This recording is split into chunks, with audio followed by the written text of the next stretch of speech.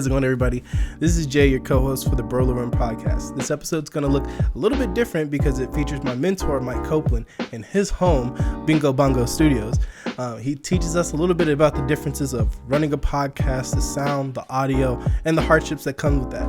That being said, one portion of the video did get deleted from the camera or wasn't recorded, so you'll see it to where there's no video on camera, as well as some of the audio, the pod track that died on us, unfortunately. So there may be something where it's a little bit choppy in it. Just stick with us as we continue to grow. We're so excited for this episode, and we can't wait to have more guest stars on our episodes. Thank you for watching the Bro Lorem podcast, and we look forward to growing and learning with you as well. Enjoy episode 2.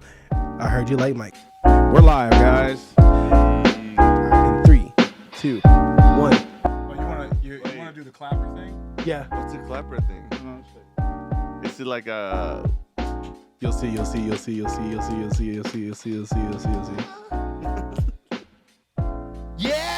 Oh, what? Oh, that's so cool. I got a little chalk that you can write stuff down on it, but That's funny. Wait. That's Do it so for cute.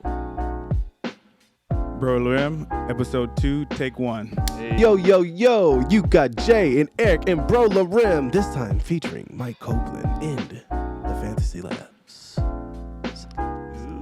There's no echo to my voice. All right. As you know, I'm your host, Jay, and my co-host, Eric. and we have a special guest. What's up? This is your boy Mike. Known as shot by Mike Copeland, aka Mike Copeland for real, aka Koofy Smacker, aka Stomach Ache. They call me Little Debbie Saturdays, and the ladies call me Bert.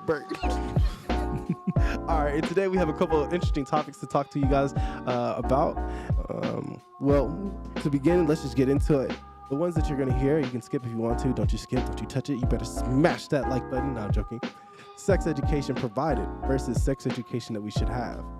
Current political system versus democracy 2.0. What does it mean to be a man? Mentors. Who they are and what role do they function in our lives? These are some light topics and serious topics, so I'm excited to get into those. Eric, how do you feel about these topics we got today? I just think we should take the shot. Oh, that's right. We got to take a shot. All right. I'm scatterbrained. You already know this. That's why we have a co-host and a guest. So we are taking a shot to celebrate the second episode of Bro Lorem. Y'all ready for this? I feel like this is like the intro to Space Jam. Shut up. Watch your computer, bro. Watch out. Watch your computer.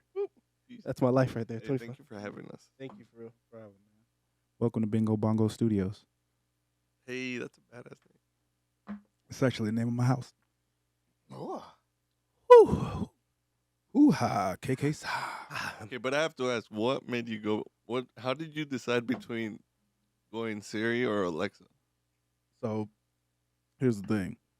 What Siri does is it was the first platform to. So first of all, I had Alexa before the HomePod came out, like in 2018. All my shit was Alexa, Okay. and I decided that Apple came out with this Home app, and the Home app linked everything together into Siri. It was the first one to have like an app, and everything was like cohesive, and you could see everything on one platform. Okay. It's not nearly as versatile. It doesn't have nearly as many plugins. You can't do nearly as much shit with it. But you have like a home screen yes, for all your and it's all integrated. Like I can not only can I do it from my HomePod, I can do it from my phone, I can do it from my laptop, I can do it from my iPad. It's all one system. Like you give up a lot when you go with Siri, Yeah. but you have everything integrated. Like it's on my Apple Watch. You tied it all in. You know what I'm saying? I can go up to I can be anywhere in the world and say, hey, do this at home from my Apple Watch. So it's literally like the phone debate, right? Like Yeah. between having an iPhone and an Android, Exact where same- like the same- iPhone is same very exact- limited, but Same exact kind of debate, yeah. Exactly. Oh, The Apple exactly. ecosystem is the best. Like, Exactly. So Apple has the most integration in the ecosystem. the most user friendly integration. Yeah, so yeah, it's not only is it user friendly, but everything just works together. You know what I'm saying? So like, wait, let me get this level right. The entire ecosystem plays nice with itself. So if I guess it's twofold. Like one, the ecosystem plays nice with itself, but also What you looking at? I said giggity. Man. Because it plays with itself.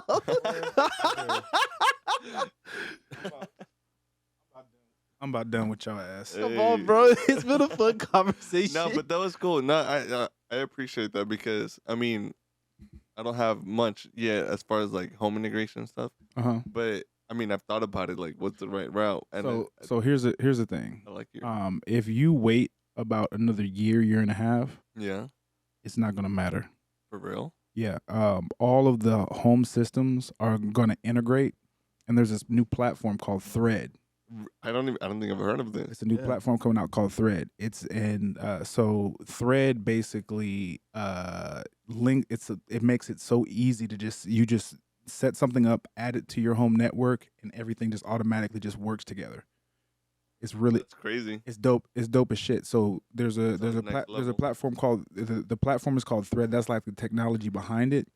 And Apple, Amazon, and Google have all pioneered this platform that runs on Thread that's called Matter, and they're all working together.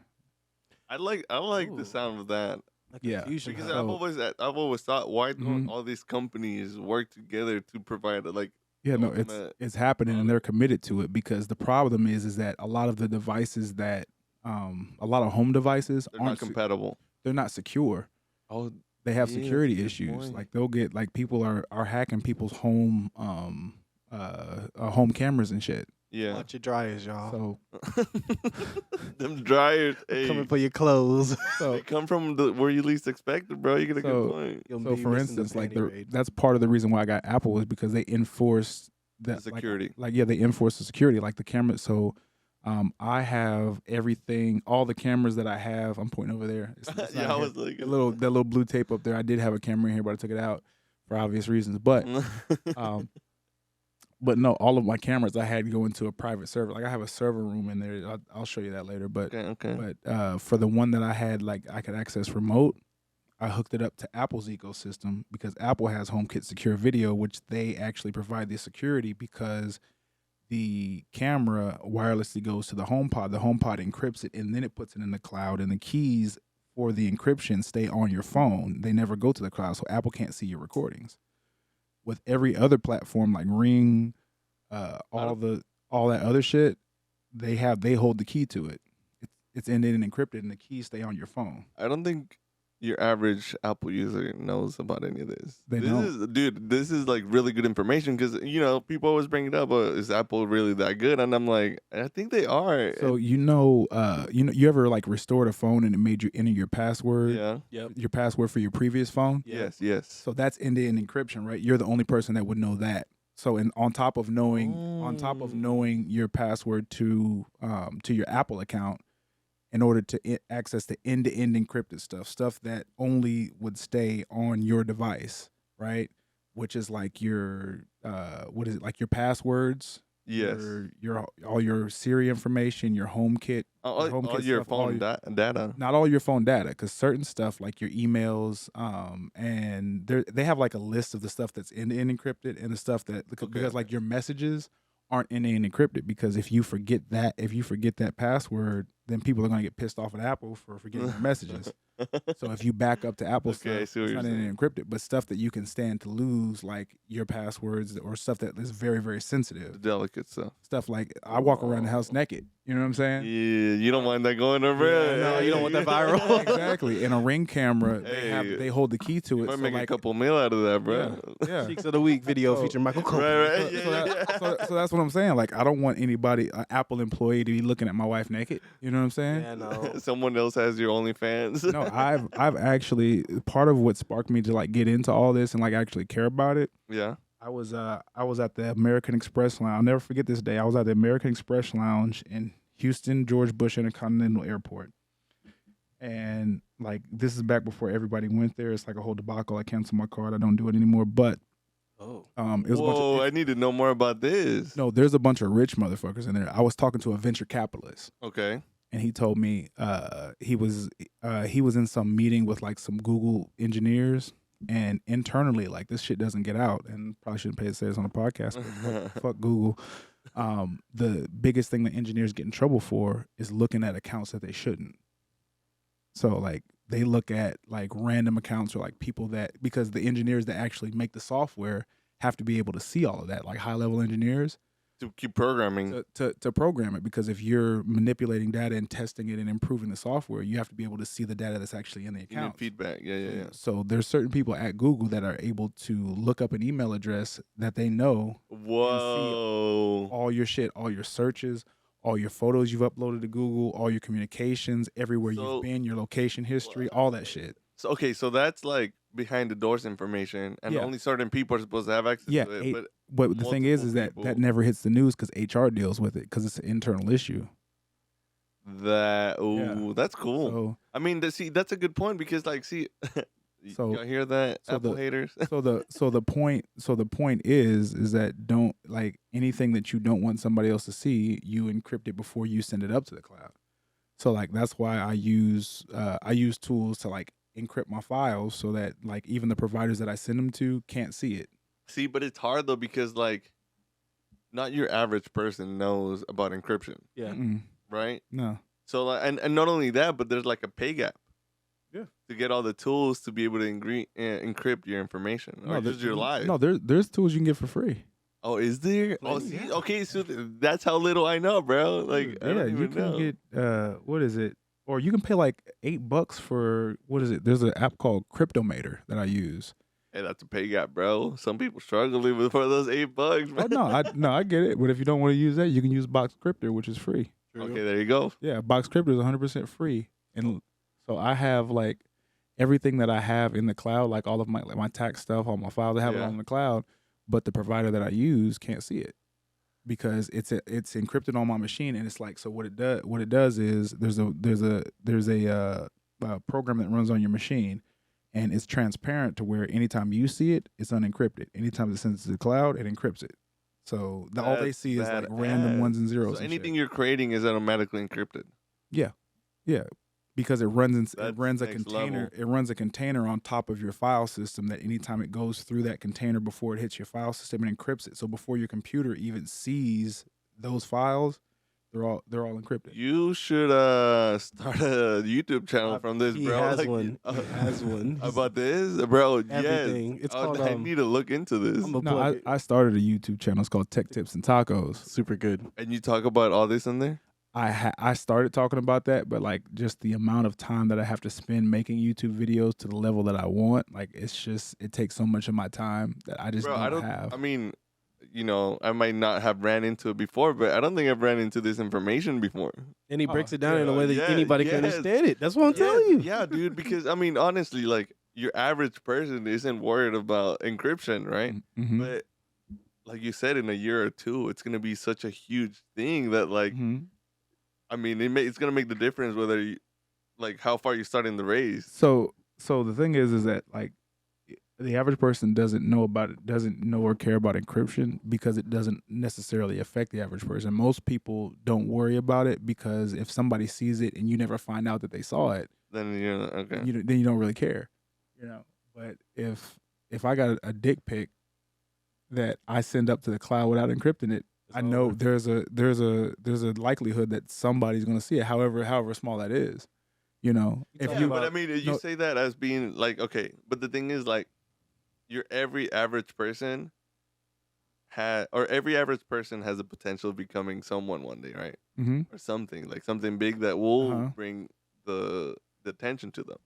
Mm-hmm. So like, yeah, maybe I don't care right now, but like, I don't know. In 10 years, maybe I'm the president of the world and. I'm like, hey, those dick pics are going around everywhere. They're viral. I don't want the world to see that. I just want my llama feet pics hidden. Or maybe Jay hates me one day and he's like, hey, let me find out what you got back there. I'm sending your little pictures to everybody. So here's the thing. As far as encryption goes, if you're a president or some politician, you got to go beyond encryption. Yeah. So the president is not allowed to have an iPhone. They give him. What do they have? They give him a BlackBerry, and they have a BlackBerry that's so heavily locked down that he can't do shit but text and call on it. Because there's I could talk about this shit all day. How was he tweeting? I think they gave him like a locked down Android phone or something like that. So basically, what they can do. So they have their own. You never heard about mercenary spyware, have you? No. Oh my god. Oh my god, dude. So go ahead. I mean, hey, break it down. So there's an Israeli company out there called NSO Group, and they made it to where there's a zero click exploit that's called Pegasus. And they can get into any phone on the planet. I've heard about this. They can get into any phone on the planet just by knowing your phone number. Yes, I've heard. Yes. I didn't know that's what it was. Any iPhone, any Android, just by knowing your phone number. Ain't nobody cheating on them. But they but I mean, how can you stop that? How can you stop it? So what they use, basically, think about it this way. Whenever you write code, and I studied I actually wrote code in college. I'm familiar with it, but I'm not what I would call an engineer. The more code that you have, the more chances there are for somebody to hack it, right? Because what they're doing is they're exploiting flaws in the code that people have previously written. So you think about something like the iPhone. The more and more shit, the more and more features they have, the more and more they develop and integrate, the more errors there are. The more errors there are.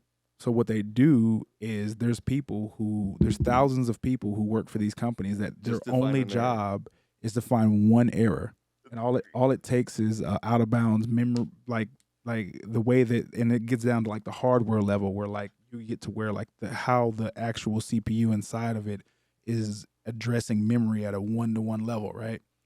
And if you can get what's called an out of bounds memory exception, you can actually exploit it, and you can write a piece of code to a piece of memory that's not supposed to be written to. And that piece of code will sit there until the next time the processor goes through, and then an exploit just goes into your computer. So, bro, so those types of spyware take millions and millions. They're very hard to find, and they take millions and millions of dollars to develop. So companies like that only sell it to governments. People who have the money and can actually spend it. So then they have access to everything then. Yeah. Oh, no, you can get access to any phone ever. As long as they want you, they can have you. They can, but with certain exceptions. So there's common programs that are hacked, right? You have like Java, what is it? Like WebKit runs like Java. Yeah. Like the Java runtime environment, right? Yep. Okay. Java is it has a lot of flaws in it, because they wrote it very sloppily. Yeah. You have integration. It's the most popular one, though, isn't it?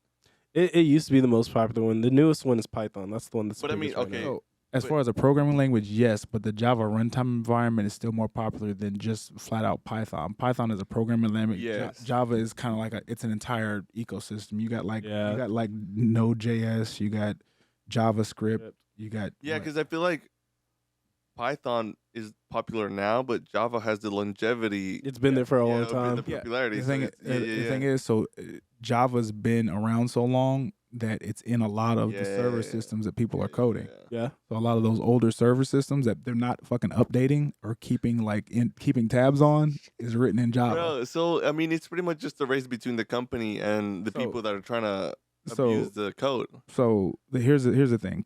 There's thousands of people that work at Apple to prevent this shit from happening. But the problem is that if you work for Apple, you have to prevent every exploit that's ever been written from happening. If you're NSO Group, you have to find one exploit that gets you into the iPhone. And that's it. So it's like the odds are stacked like 1,000,000 to 1. Yeah. Yeah. Right? Okay, but so the advantage that we have though is that type of software is very, very narrowly targeted. So because the only people that they're targeting are like political dissidents, enemies of the state, shit like that. You have to be it has to be worth their time to target you. You know what I'm saying? The average person, it's a couple million. Yeah, exactly. So the average person can't. Right. You know what I'm saying? One, the average hacker can't pay for that type of exploit. True. And two, the average person is not going to be targeted. So that's the advantage that you have. Like they've probably never targeted you. The key word is average. Yeah, I mean you're talking about it's like they did the math on it. It's like 1/10 of 1% of the population that actually gets targeted like that. I'm trying to see what's in the Google Drive area. But something like that. Chop was in there, bro. Something like that can really. So if the code is written the wrong way, it can really wait. What was it? Was it? You ever heard of Stuxnet? Yes. I haven't. Yeah, I've heard a little bit of it, but it was like via Reddit. Bro, that was fucking insane. Yes. It was the most highly developed code ever written. Well, what is it? So they'll never take credit for it, but it was a joint effort between the CIA and what was it, like the UK, the UK security service. They worked together, and this is the story. I don't know how true it is, but based on what the CIA has done before, I can believe it. So the Iran nuclear deal, right? Yep. That was like a deal between the Obama administration, Iran, whatever, in like 9 different countries to stop Iran from developing nuclear capabilities. So they didn't trust the Iranians. So the CIA spent an ungodly amount of money developing this software that was specifically targeted to Siemens. So there's Siemens? No, wait. No, Siemens. Oh my God, I was like, no. Siemens. So it was Hold on. What kind of nanotechnology are they making? No. Nut technology. So it was, Ejaculated. I'm sorry. Oh, yeah. All right, we're gonna let you go. so it was specifically targeted to nuclear centrifuges. Okay. Right? Okay. And those were developed by a company called Siemens. They develop like industrial technologies and shit like that. That's literally the name of it. Right. That's the name of the company. Giggity. They're a big time government contractor. So what they did was they wrote this code that was extremely efficient at affecting Windows laptops. And what it would do is it would take this little piece of information, and everything that you plugged into your laptop, every single thing that like connected to your shit, it would infect that, right?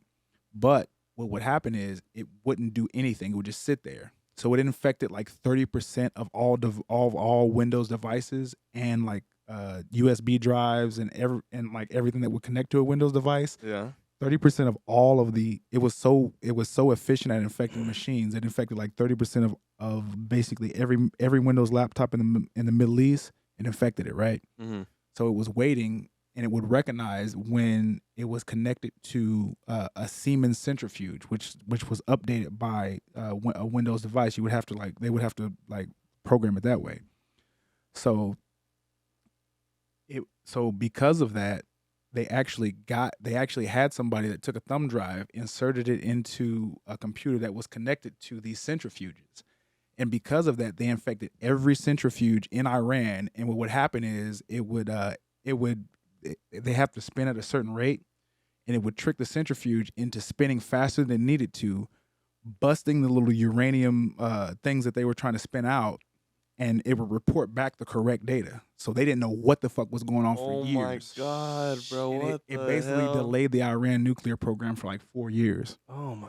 The reason why everybody found out about it is because there were like some security researchers who found out that like this little piece of this same code was on all these different machines. They couldn't figure out what it was. That was the infection. That was the infection. The disease. But the thing is, it could be on your machine right now. It would do nothing. It would just sit there and wait for you to be connected to a Siemens centrifuge. What? Yeah, bro. Okay, so then when Apple tells you, "Hey, update your phone," it's because you need to update your phone. Oh yeah. Oh my God. Yeah, no, you need to always keep your phone up to date. They just came out with like what was like 15.6.1. 6.1. Yep. And then they Do you know what the exploit was? I didn't read up on this one. No, I didn't read up on it either. I didn't, but I was like, all right, let me update. Yeah, no, you want to keep like if they come out with like if you see like a 0.1 or a 0.2. I remember what it was. Something about Instagram. Something about stalkers could find that was your the Instagram update where it automatically turned on precise location. Yes, and then they made a huge argument that stalkers could find your location just by Well, yeah, I opened Instagram. it. You could literally find It automatically turned on precise. Automatically turned on precise location within app after the update was installed.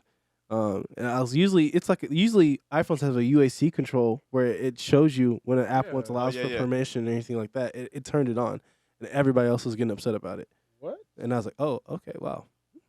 Yeah, but I mean, people went around saying, "Hey, make sure you go into and turn the precise location off." Turn it off. Yeah.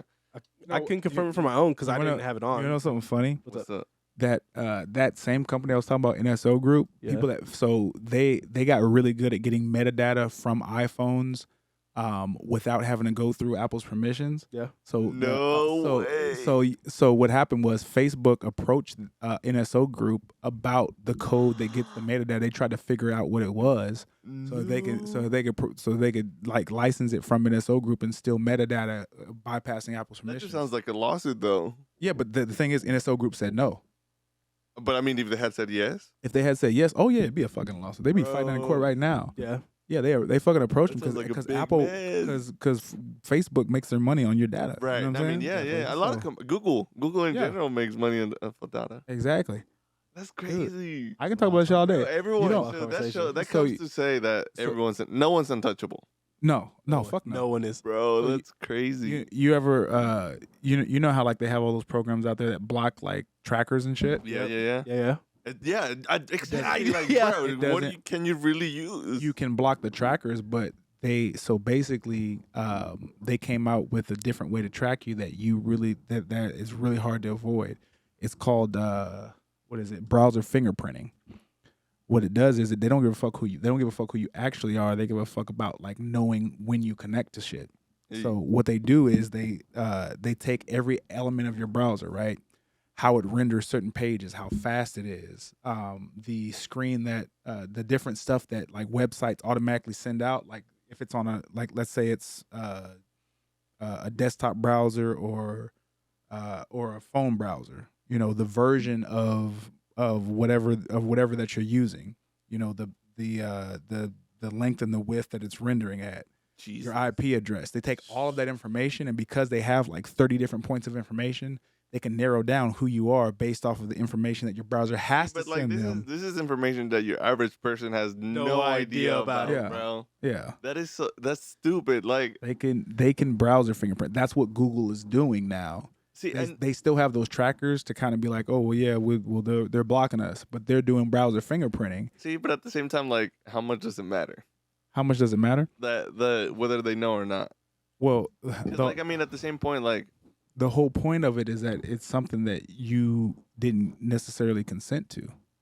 yeah, They have like the terms of service, but yeah, they disclose that just so you read it. I think you mean it in the sense of even though they have this information about us as individuals, how much is it going to impact us? It does with the targeted But I mean, he ads. makes a good point, right? Like, Yeah. they know that you won't. If No. if Google had a pop up that said, "Hey, can we track you everywhere you go on the web God dang no. and report that back for advertising purposes?" Would you say yes or no? No, I'm trying to watch my giraffe fights in peace. Well, I mean, it's okay because you have to think of the context though, because like, I mean, theoretically, I would say no, I don't want that. Mm-hmm. But if you take a step back and like, this is the only way to be able to consume this product and have access to everything else, Let me then, like, tell you can something. you really So- argue it? All right, I'll give you an example. There's a guy who he was a gardener or something like that, and he Googled fertilizer. Then Yeah. then the next day he Googled bleach. Uh-oh. Then the day after that he Googled like another chemical, and Uh-oh. he wanted to wash his clothes and mow his lawn, right? Not what the NSA No, thought. no, look. Hold up. Like there were ATF agents that showed up at his house, raided his shit. Oh no. Oh, because those could be made Or to make a bomb. It could be used to make a bomb. Yeah. Oh, There's a strike team in the U.S. government that are watching out for that's that. watching out for that Terrorists. Anti-terrorism type shit, right? Man, Yeah. the terrorist Dude, you don't- argument is such bullshit. Though. You don't even, bro. There's an NSA program right now that's been reauthorized to where they collect the metadata of every American. Dang, they got my giraffe fights. Bro, it was part of the Patriot Act, dude. When Yeah. right after 9/11, they Yeah. used Yeah, that but as an the thing excuse is- for the thing is- anti-terrorism. People, I mean, it's kind of late for like to get people to care about that thing. Yeah. Like, I mean, yes, it affects you, but at the end of the day, your life is full of so many other problems that affect you more immediately that you're like, I don't even yeah, want, it's like I don't privacy even want data. to worry about this, bro. So the average person doesn't give a fuck about that. You know what I'm saying? I mean, it affects Until, them wasn't- until it directly. affects them. That's when Until- they start. like, when it affects you. Yeah, They- right. yeah, Yes. did you hear about Apple's when they were going to scan your photos and shit? Yes. Yeah. Yeah. So that's an example of like That was a Apple while ago, right? Apple came out. It's called CSAM or some shit like that. Yeah, Like yeah. no, it was last year. They came out with something to where they were like, okay, so what we're trying to do is find sexual predators and like child pornographers, right? So what they would do is they were going to scan the photos that you uploaded to iCloud like into your photo library. for what's called CSAM. If they got a hit and it matched a certain amount of categories, they report it to the authorities. The authorities look at it, and then they could arrest you based off of that. I think I heard the argument of like, what if I have pictures of my babies or kids in my phone? Yeah. Exactly. I remember this. So because of that, like everybody was so outraged by it, they reacted to it, and Apple decided that they were going to say, "Oh no, we're going to put this on hold. We're not going to do it." Yeah. And if it wasn't for people being aware of it, then it would have then Apple would have been allowed to do that. And the funny thing is that Google and Facebook already do this shit. Yeah. They already have CSAM filters. Yeah. So, but the thing is, because it's Apple and they preach privacy, they basically held them on the word. They're like, okay, well, you're going to scan everybody's photos. And the problem is not that they scan the photos, but they didn't scan it. They tried to do it in a privacy-focused way. So they didn't scan it in the cloud. They had your device scan it while you were sleeping. Ooh. And the algorithm so because they're privacy focused, they try to run as many processes as they can on your device. Yeah. Your device would basically scan your photos for CSAM for that little algorithm while you were sleeping. So it was happening your device. Yeah. So it was basically like an exploit, right? Your device would actually run the code that will get you in jail because of like some CSAM. The authorities could show up at your door because something that your device. That's scary. You know what I mean? That reminds me of I forgot what it's called, but apparently there's this thing where people that stream on Twitch, people can call the cops, or they can find their location. Yeah, doxing. Yeah. Doxing and swatting. Bro, and they call the cops like some bullshit reason, and the SWAT shows up at your house. They did that to IamSpeed. Bro, that is so crazy. Yeah, IamSpeed, he's a crazy YouTuber. Well, he's not crazy. I mean, they're just YouTubers, right? People are streaming, and then playing Call of Duty Live. Like just, hey, 911, this person at this address is about to, I don't know, kill shoot me, whatever. Yeah, and then just the SWAT shows up. All the way up. They break down the doors. They find you there, and there's recordings of the SWAT, like, and they got the streamer on the ground. They got a gun in his head. Like, it's crazy. Like, and that's just like they pull it immediately from the IP address to find the location as well too. That is crazy. Really? Well, they get the IP address and they find the MAC address, and that's where they find the location. So it's not based off of MAC address, right? Yep. So the thing about an IP address is that they don't know the location based off of public data. What they do is they call the carrier, then the carrier says it was based off of this account for this customer, right? So they know what IP address you have at what time. So like my IP address is through AT&T. Yep. I already know my IP address because I bought a public IP address, a static one. So I have like an entire a public subnet. So that based off another level, bro. based off of that IP address, they know what customer has it at what time. Yep. So what they do is they report that to the carrier. The carrier says, "Oh, it's this customer." They look up the customer's address. It's on their billing statement, and then they go to that address. But then how? So I can just call in like the company and be like, "Hey, what?" Well, if he says you can't. They get a warrant a subpoena that they send to the company for that. So they have a judge issue a subpoena. They have a judge issue a subpoena. The judge approves the subpoena. The subpoena comes back. So you're telling me that just some random person managed to get? No, it has to be a law enforcement. Oh. So they call law enforcement. Right. So like I call the cops. The cops then have to get the subpoena. There's a legal process for it because basically how does doxing work? So then this is not for that. This is for like people who watch somebody live stream. Immediately, and then less than like 10 seconds later, cops are there. Well, I mean, you have to think about it though. So that had to be like a planned attack. Only time that they can get an emergency subpoena on this shit, because there's a legal process. Like if the cops show up at your house without a valid warrant or a valid subpoena to how they even got your shit, then you can actually say they violated your rights, because there's constitutional amendments that protect your rights for that part. So do you mean to tell me someone really went through a whole legal process to dox somebody? But the thing is, if they come up to if they call a judge on a Tuesday morning, and say, hey, this person is putting somebody's life in danger, they're going to expedite that, because those don't come through as often. So so then I'm thinking this person knows you're gonna stream from 5 at to this 8, time Tuesdays so at 7 o'clock. So on Twitch they said like 10 minutes later the SWAT team showed up. Yeah. No. So like, let's say you and I. No, what were they doing? No, we're Nothing. playing. They're just playing a video game. Let's say we're streaming this Right in now. Twitch, right? Yep. That could be a SWAT team right there. Out of nowhere. Put your hands or get on the floor, blah blah blah, and you could see like this camera would get the officer. Put your hands down or get on the ground right now. And it's happened so many times. Yeah. They call it swatting. Yeah, they call it swatting and doxing. Like this has been an issue. So apparently, Really? Yes. this streamer, the cops or the officers gave them the number. Hey, we'll call you to verify with you if this is a real threat, right? Uh-huh. And I mean, it happened like 3 more times after that. And he's like, well, why'd you ask for my number if you're not gonna call me? So it's that much of an issue. And it's like, what the hell's going on? There are so many streamers that get swatted nowadays. It's crazy. Right. But it's like the big streamers. So it's like, So that's the thing. I'm wondering, like, how do they go through a whole legal process? yeah, that's what I was thinking. I was like, I mean, yeah, because like, so if I know Jay streams every Thursday from 5 to 10, Llama-palooza, then I'm going to call at Thursday at 6 a.m. So I mean that might be a thing, but they may have like called the cops like previously or something like that. I don't, because the thing is like if they're so that's a planned attack, bro. They're just sitting there waiting on him. They're waiting on him.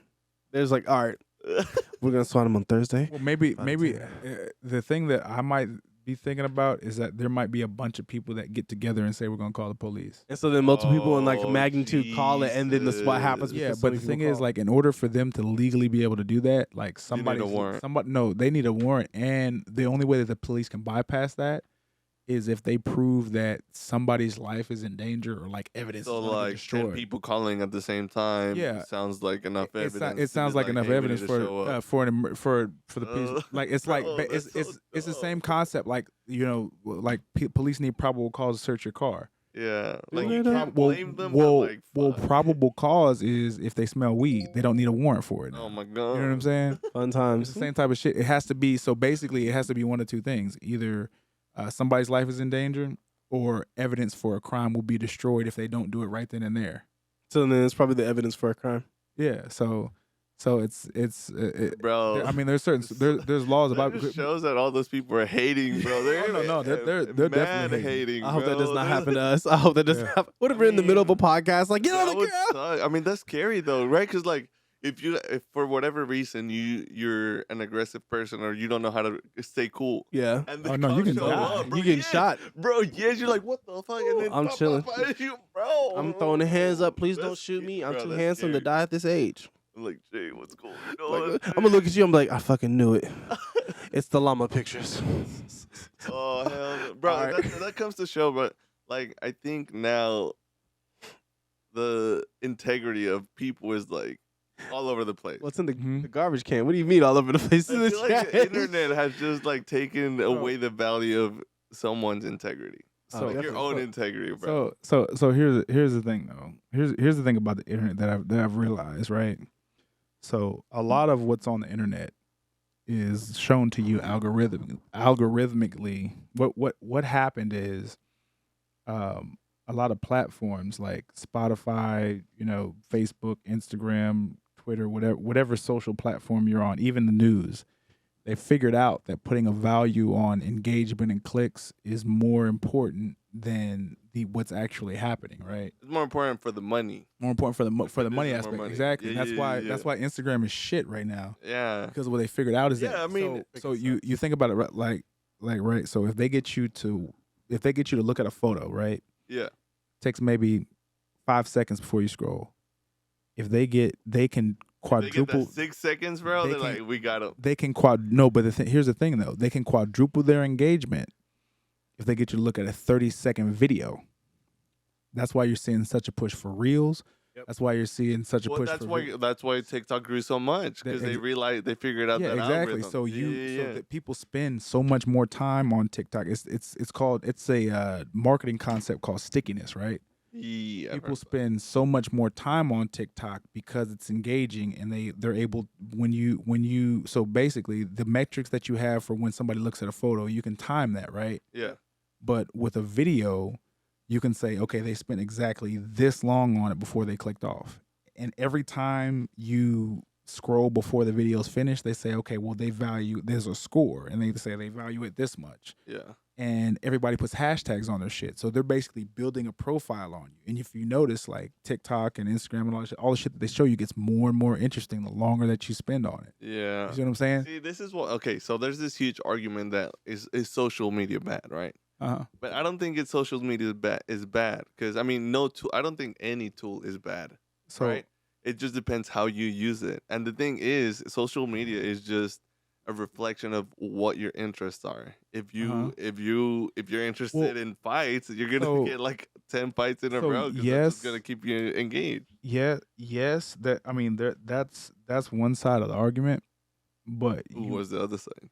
The other side is that like I was saying before, social media is algorithmically driven, right? And what you figure out is that the human brain has certain biases that social media naturally exploits by being algorithmically driven. Well, it's the natural. You gotta be aware of your own biases. So yeah, you have to be aware of your own biases, but most people don't even take time to think about that. Sounds like a personal problem to me. It's a personal problem for hundreds of millions of people. I mean, hey, but then that becomes our problem. So think about this, like confirmation bias, right? Okay. Yeah. It's if you relate it to like politics. If somebody already believes that, let's say just the most common one is like the election was stolen, right? Yeah. Yep. And somebody comes up with something saying, hey, look, these ballots were thrown in the trash and that just feeds into the bias. It's psychology that you're more likely to believe something that you're already leaning towards without looking. You don't have the time in your life to fact check and look for evidence for everything that you see. Yeah, that's why the internet is dangerous. So exactly, we're exposed to so much more information that we would ever have in a lifetime. But the thing is, it's also about where that information is coming from.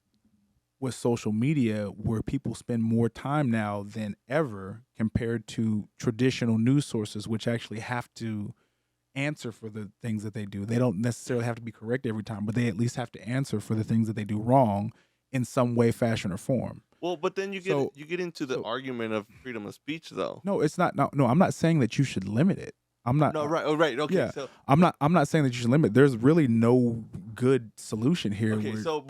Hold on. But where I was going though is, I think it's more productive to make the conversation of, hey, we need to teach people how to become aware of all these things. Mm-hmm. I think you would benefit the community or the world as a whole. And it's like, hey guys, this is something you guys should be spending time in. So the thing is that it's deeper than that, right? So it goes. So that whole argument goes into natural human instinctive tendencies, right? So our brains try to find the shortest path to an answer naturally. Yes. Because we're like. Genetically, we're programmed to survive. Yeah, defense mechanism. So exactly. So you're naturally, if you can find a shorter or a more efficient way to do something, you're going to do it. Yeah. You know what I mean? Lazy by nature. So if you can just look at something from a source that you trust, then you're naturally going to say, okay, well, I believe this is truth. Yes. Versus questioning everything. Questioning everything takes mental energy. You know what I mean? A lot of it. It's like muscle memory. Like, you know what I'm saying? If you beat your meat every day, it becomes easier. After you've done it so many times, you got the stroke down. Yeah, you figure it out. The kings and the old right. There you go, Jay. So just been working out. It's that. So people who naturally trust whatever news station, Fox News, MSNBC, you know what I'm saying? I would make the argument that the fact that we're aware that this is our natural instinct, our tendency, I think the fact that we're aware of that gives us the power to be able to say, you know what, this is something we need to address. But that's the thing. When you have that ability, so go ahead. I'm sorry. You haven't talked much. I'm gonna give you a chance to talk in a second. I just like listening. That's my part. So I probably look into shit and fact check shit more than the average person. That's good. I think that should be normalized. But here's the thing though. Think about it like this. I fact check just about everything that I hear. Definitely the truth. But in order to do that, I spend an insane amount of time on YouTube. Well, I spend an insane amount of time reading. I mean, it takes so long because the thing is, like, if I say something, I'm like, hey, I think in my mind, I'm like, hey, is this true? I want to figure out if this is true, if this is real or not. Yeah. So sometimes I have to open up a medical study and look at the fucking but like people don't know how to read a medical and look at the fucking p values and say did they people have no idea what a p value is, bro. Exactly. So that's what I'm saying. It takes to in order to be trained to combat in your brain. People don't even know there is a p value. Yeah, I mean most people don't know what the fuck that is. Like I know exactly what we're talking about, but I mean that shows the difference of like education. I mean, in high school, they're not showing you what a p-value is unless you're taking like a finance or like economic. So our education system is probably about 50 years behind what it should be. Dude, wasn't that the World War? It was the World War Assembly line. They were getting people ready to go to war. We have two problems. One, our like the curriculum that our education is decided on is usually decided by political committees who have an agenda, right? Yeah. It's decided a lot of the laws to which we can and can't be, the stuff that we can and can't be taught in schools is predicated on lawmakers. Yeah. Right? Yeah. So that's why you see a lot of lawmakers that are out of touch with the current social norms or the cultural. There's certain things that shouldn't be decided by lawmakers. They should give those powers to people who actually know what they're talking about. Yep. Yes. Well, I think my argument to that is I think lawmakers should be people that have the knowledge to be able to make laws upon those concepts that they know. Yeah, but here's so think about this though, right? It's a challenging thing to combat, because when you elect a lawmaker, you elect them based off of what they're campaigning on in that moment. If they're campaigning on abortion, if they're campaigning on international affairs, you elect them based off of whatever the current event is. Yeah. When they get in, whatever your attention is directed towards. And the politicians tell you what you want to hear. I mean, and they switch so basically, and there's an argument to say, well, they should tell you what you want to hear, but the problem is that when they don't act on what they said. Yeah, broken promises. You know what I'm saying? So they can't. Okay, this is I think this drives in right into what I wanted to talk about. Okay. Democracy versus democracy 2.0. Okay, go ahead. Okay, set the scene, brother. Well, the thing is, I'm gonna let y'all talk. I've been talking too much. This is y'all podcast. Go ahead. Know, I think because of the pandemic, right? The whole COVID deal, it was a whole ordeal for everybody. It affected us. It affected the world in every aspect of our life. Yeah. Right. There's so many controversies around it that we're like, dude, there's something going on behind scenes that clearly we have no control over. Mm-hmm. But those things are happening because of the laws that are already in place. Okay. The laws that protect the pharmacy industry, I mean, just any industry, petroleum or the oil industry, all these industries that started, electronics, gas, they got food, big enough at the beginning that they saw the potential that could be coming in 60 years. So they made laws and implemented laws to protect themselves. And now we're here. I mean, let me tell you something. What's up, bro? Uh-oh. You finna drop a truth bomb. Click. You know it is a felony punishable by 20 years in prison if you take aerial photos of crop fields. Yeah, bro. What is that about? What is that about? If you take aerial photos of like because it's considered a national security threat to take aerial photos of agricultural sites or what is it? Something to deal with agriculture, right? Yeah. So I mean, I didn't know that. So basically, what happened is that when drones and shit came out, right? Yeah. There were these pig farms and all these different like agricultural people who were like saying, "Hey, we were doing this," and they had people like flying drones over their property saying, "No, look, we got footage. You're bullshitting, right?" Yes.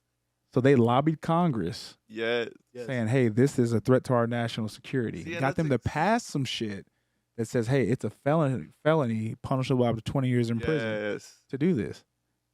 Bro, these companies are so in the system. They control everything, bro. And that's why I think, okay, so I was just trying to feed off of what you said. Yeah, I mean, no, yeah, that being said, like, clearly we are now aware of all these issues that have arose, right? Mm-hmm. And, I mean, the whole thing with, like, Trump and Biden, right? It's like, okay, clearly they're not representing the whole community. Like, yes, Definitely. Trump. I think Trump was a genius in the fact that he got to power. He saw. I mean, pretty much like hackers, right? He saw an error in the code. He abused it, and then he became in the position of the president of the United States. So the thing about Trump is that he exploited. Trump is a great showman and a great salesman. I'll give him that. I mean, he exploited he knows how to bring anger out of people, and he knows he'll play on things that you're already mad at and say, hey, it's the same. But here's the thing though, it's the same playbook that Hitler used. Yeah, it's the same playbook that Stalin used. Yes, you play on people's frustrations, you exploit that, and you talk about it time and time and time again, and you say, hey, I am the answer to everything that you've been mad about for 25 years. Tell people what they want to hear. They get on board with you, and then you get in office and do nothing for them. He's gonna protect the small guys like us. Are you sure? So now that Biden, after Trump, so many people that supported Trump were like, hey, this isn't really what we signed up for. So then now they voted for Biden because they're like, hey, we got to protect ourselves. But now that Biden is in power, it's like, okay, hold up. Hold on. What's going on with this? So basically, so we elect a president to hate him. Yeah, bro. Yes. That's literally we're what we do. electing presidents for the wrong reasons. So here's the thing. I think I understand politics. So why? How?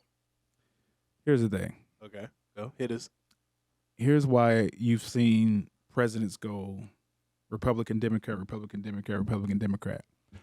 So basically, in politics, what happens is when a president gets elected, they have 2 years to make shit happen. Yeah. Okay, here's why. Okay.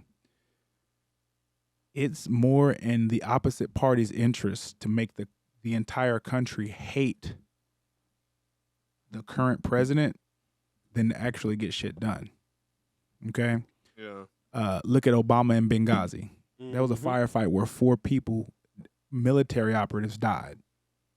Small firefight. They made this huge fucking deal about it. Hillary Clinton in her emails. While that was mishandling information, it didn't rise to the level that Republicans made it. It was Trump's border wall. It was contained. Trump's border wall. Granted, like the way that he went about it was wrong. Like he shouldn't have said the shit he said about Mexicans. He shouldn't have said all that shit. He really fucked that up for himself. But it became a political issue that was $11 billion out of a $3 trillion a year budget that Democrats wouldn't budge on because they knew that was one of his legislative agendas. Yeah. Right? So what happens is usually so you have the Senate, you got the House of Representatives, and then you have the presidency. You got that's basically the three. You got the 2 houses of Congress, and you got the president. Mm-hmm. So what happens in the first midterm election after a new president is installed? Usually, the president's party loses seats in the House of Representatives, which is the lower house of government. Okay, it's the easier one to gerrymander. So those first 2 years, every single time a new president is installed, they focus on hating whatever he does, hating on everything he does. Even the good shit President Trump. Just highlight anything bad. Highlight anything bad, and the opposite party goes crazy with it. Because if they can lose, in order for a president to accomplish something, any law that the president signs has to go through the House of Representatives. Yeah. It has to get a majority in the House of Representatives, and it has to get a majority in the Senate. The House of Representatives is easier to win over. Yeah. In like the last 20 elections, what happens is the president that is installed loses seats in the House of Representatives, and usually they lose the majority, right? So essentially, in order to get anything meaningful done, you have to do it in the first 2 years of a president's presidency. So Obamacare was passed in the first 2 years of a president's presidency. DACA was passed. Yeah. First 2 years of president's presidency. Most of the shit that's done is done in the that's why they harp on the first 100 days. So after that, then basically, it's a lot harder to do. It's a lot harder to do anything. That's why student loan forgiveness had to happen when it happened. Mm-hmm. That's why all the shit that President Biden is accomplishing, like within the last 6 months, had to happen in the first 2 years. So I said all that to say that politics is poison because they put more value on winning and getting reelected than they do actually representing their constituents. Yes, bro. Okay, so here's my proposition to fix that. Okay. Democracy. So we know that. History shows that systems in power have like an ending point, right? So like democracy hasn't been always around. Like some version of it has been, but it's been evolving. Right? What we have now wasn't here 300 years ago. Right? So I think we're at a point when we need to figure out, hey, what, like, typically when a new system of power comes into play, it's like a civil war or a world war, right? To change the whole system, like change the whole mentality of the community. Okay, but I mean, democracy has it pretty good. I mean, at least in the U.S., we're the only country that still has a version of freedom of speech, because even in Europe, people are still like shut down for like, or there's repercussions for things they say or parties they support or they don't support. Well, in a lot of Europe, yes. But I mean, there's certain parts of Europe like I mean, former Soviet states, like I mean Kazakhstan, fucking Moldova, what else? Anything basically on the eastern side of Europe? Oh fuck yeah. Yeah. But I mean, like the countries like the UK, France, Spain, you know, they have some form of democracy similar to what the U.S. has.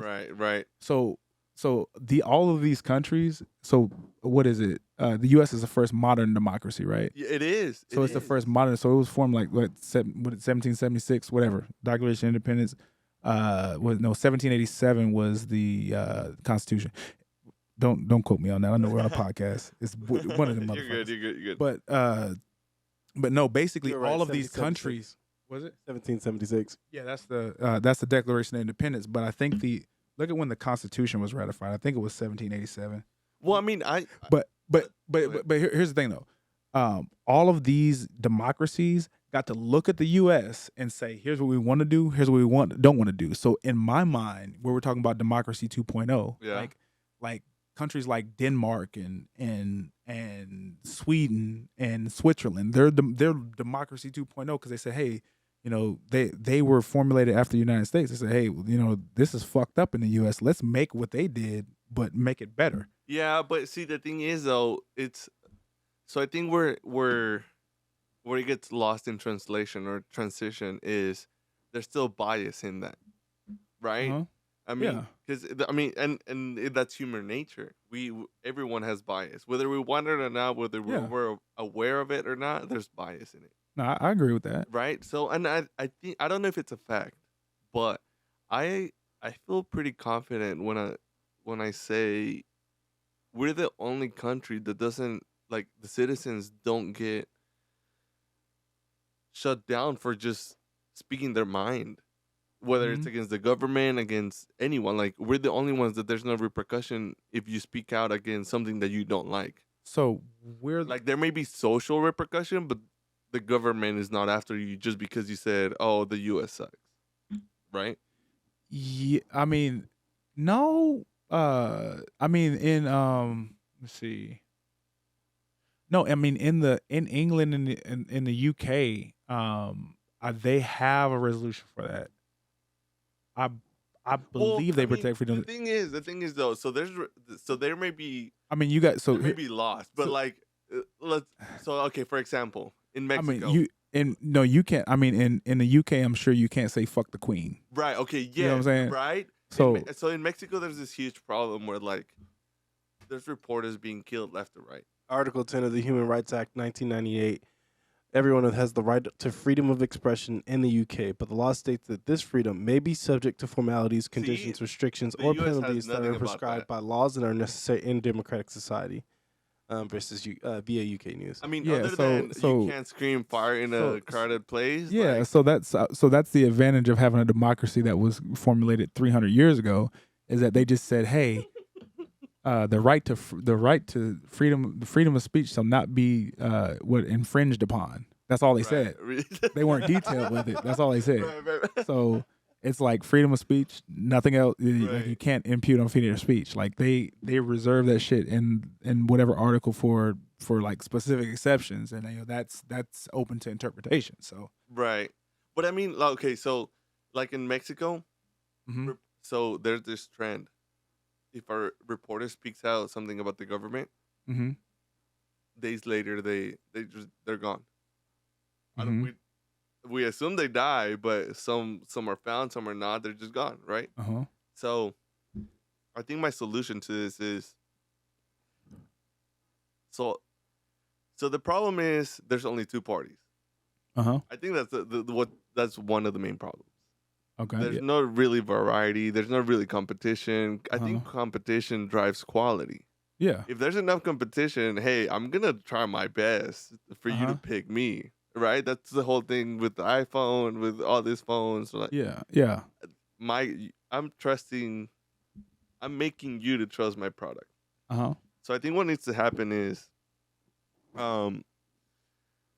we need to change the voting system. One, the voting system needs to catch up with technology. There's a huge problem with like, what is it? Gerrymandering? Yep. Right? Where like, politicians can literally dictate the outcomes of the election just by drawing a map. It's funny you said that because I was actually looking into this today. Oh, really? That's how the conversation sparks.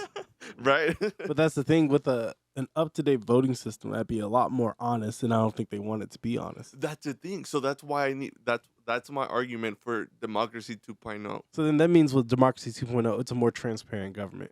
Yes. So like so you're trying to get rid of gerrymandering because I mean the point of democracy is to represent the public, right? The reason why the U.S. started was because they were like, hey, the kingdom does not represent our values, and we're trying to implement our own community here. Google the 2010 district map in South Carolina. Jesus. It's either North Carolina or South Carolina. I think we're at a point where we're like, hey, the government that's in place right now does not represent what we think as a community. But no. Wait. I'll find it. We'll have the conversation while you're doing. I'm gonna let y'all talk. I'm gonna find this. Real so it doesn't represent the community. Even anybody in the seat of power doesn't represent them because it's so much paid from lobbyists to push the narrative that they want to push. Yeah. So I think like just making a couple more laws is not gonna solve the issue. Would 2.0 be one that's fully transparent for the people without the influence of corporations? Yes, because so where I was going with the whole how the community or the democracy in the U.S. or the government in the U.S. started is all right. Back you gotta back then. Let me show you this real quick. Go ahead. So we'll put it on screen as well. These are the district maps in North Carolina. After they redistrict every 10 years after the census, right? These are the district maps in North Carolina, right? There was about roughly a 50-50 split between Democratic and Republican voters. Okay. Republicans ended up with a 70-30 majority in the North Carolina House of North Carolina House of Representatives and the Senate. So look at this.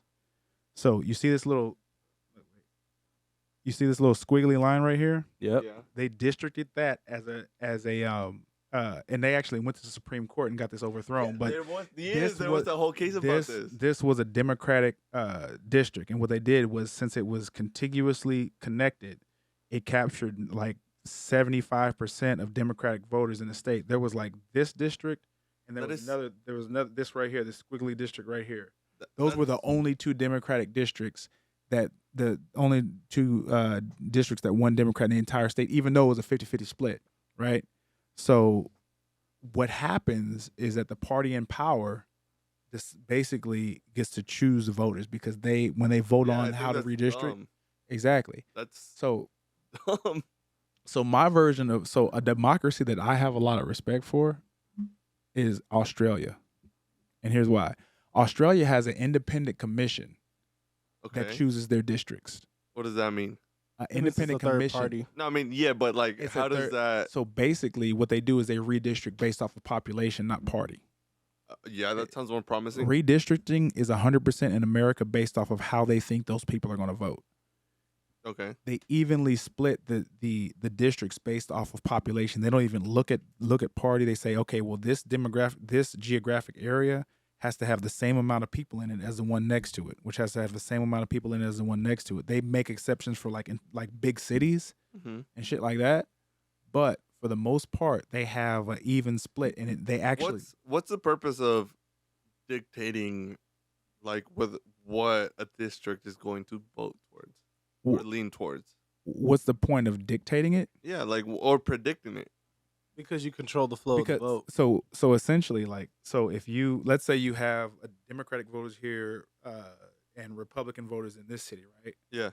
If you have a bunch of Democratic voters here, like Democrats like congregate in big cities usually like big cities are heavily Democratic, rural areas are more. Yeah. So basically, if you take Texas is if you take a rural area and you say, okay, well, this is going to be 3 districts. Yeah. And then you take one big ass circle around all of the big cities, then you have 1 Democratic district and like 7 Republican districts. So you can elect 7 Republicans to 1 Democrat, even though the people in these big cities may outnumber the people in the rural areas.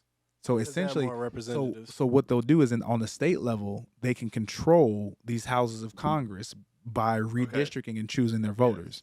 You let a Democrat win a certain number of seats, or you let a Republican win a certain number of seats, but you do it to where it advantages a certain party. So basically, they disenfranchise a shit ton of voters by not equally representing. This is the aspect of our government I think should be just stripped away.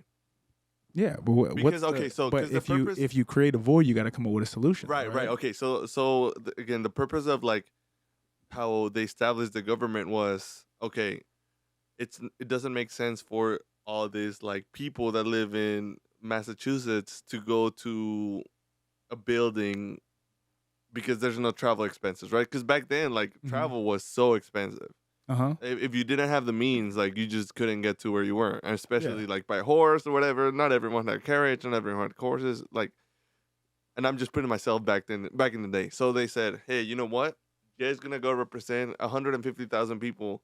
Yeah, they probably didn't even have that many people, right? But he's gonna go represent us because we think he represents our values, right? And fast forward today, there's literally no barrier other than maybe a phone for you to have access to someone else's point of view.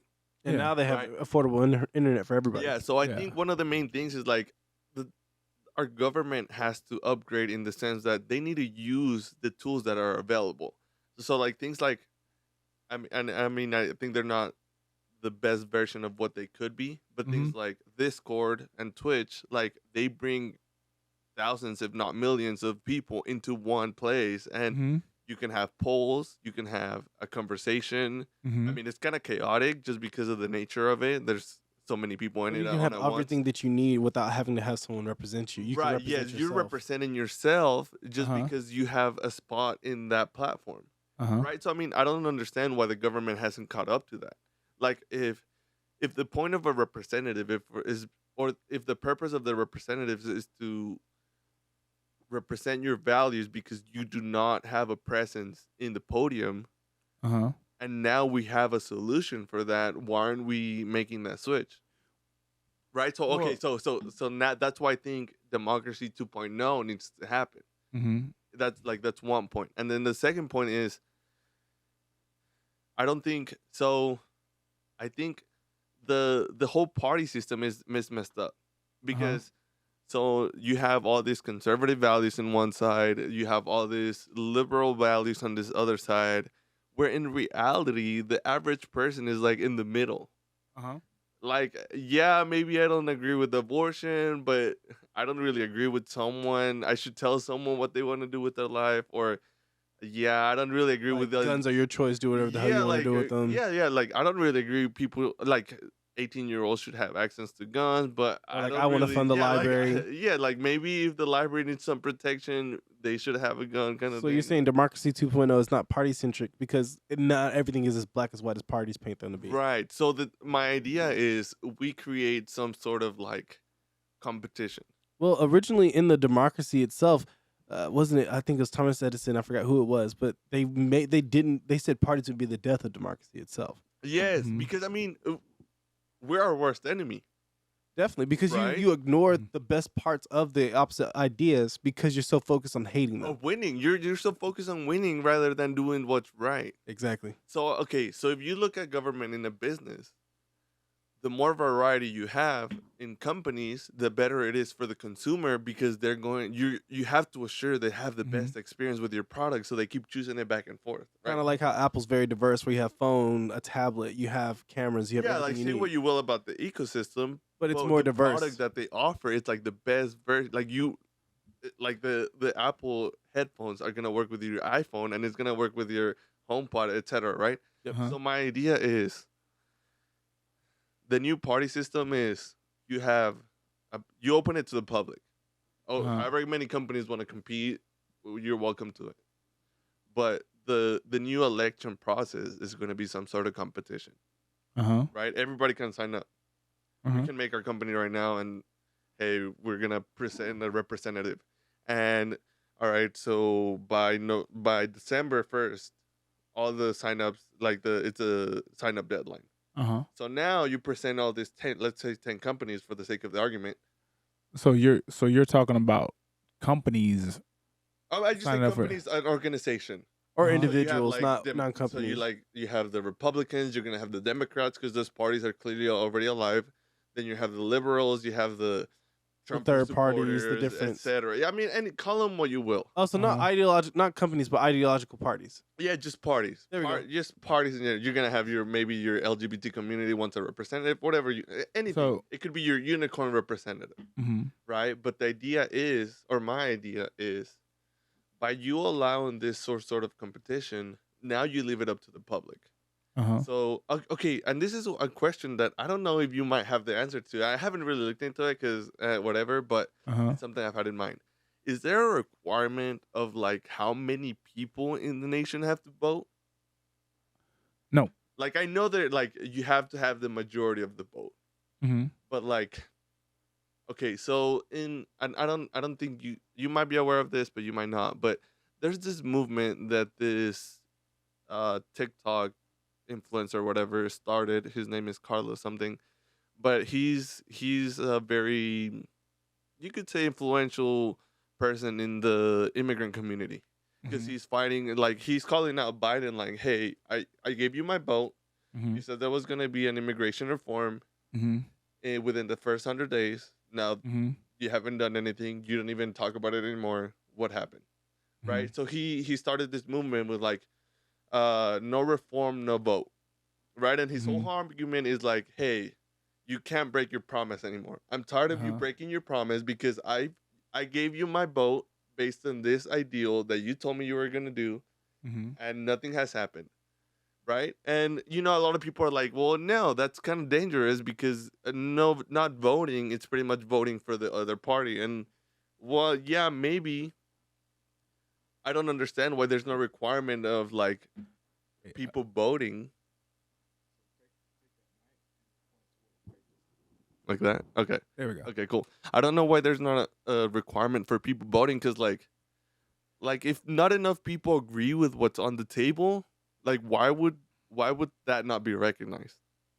Right? If like the representatives that are on in front of me, I don't align with any of them. Are you talking about how it was like Hillary versus Trump it was going to be Hillary versus Trump, and it was feeling like the lesser of two evils at that point? Yeah, right. Like if they don't represent my values, why do I have to vote instead of being forced to choose? Why does my opposition to them why is it not recognized? So here's my argument to that. This is not necessarily a counterpoint, but this is just the way that I think about it. Right? Okay. You have, in every presidential election, you have two candidates battling it out. That's what it comes down to, right? Yeah. If you had more parties, you'd have more candidates, but you got two. That's what we're working with right now. Yeah. You have 300 million people in the United States. Yes. Yes. So I don't believe that two people can represent 300 million people in a proper way. Absolutely. Okay. So here's the thing. Like the executive of the United States, the president of the United States needs to be one person, because at the end of the day, decisions need to come up to one person. So every election, you vote for. When you vote, you don't vote for the person who's going to represent your values. That's not what you're voting for. What you're voting for is the person who you think is the best for America going forward. Okay, that's what like bullshit though. It sounds like bullshit on the surface, but when you think about it, like, what other choice do you have right now? We can change the system over time, but but let's say it's November 8th and you have to vote. You have to choose. You have to say, whenever I vote, I say, hey, who is better for America? Not just me. I don't think about myself. Like, I mean, so that's the thing though. This is my whole argument for democracy 2.0. Because why do I have to just choose between the lesser of two evils, where I think everyone's values, everyone's perspective of what should happen is important, right? Think about this. Okay. What is it? Less than, what is it? Like 140 million people decided the last election. It was like 70 million apiece. I think it's 140 million. It was like 100. How many trillions are in this country?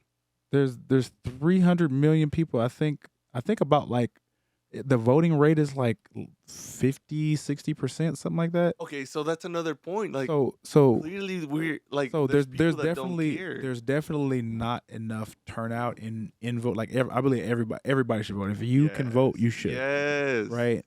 But the thing is that I'll give you an example, right?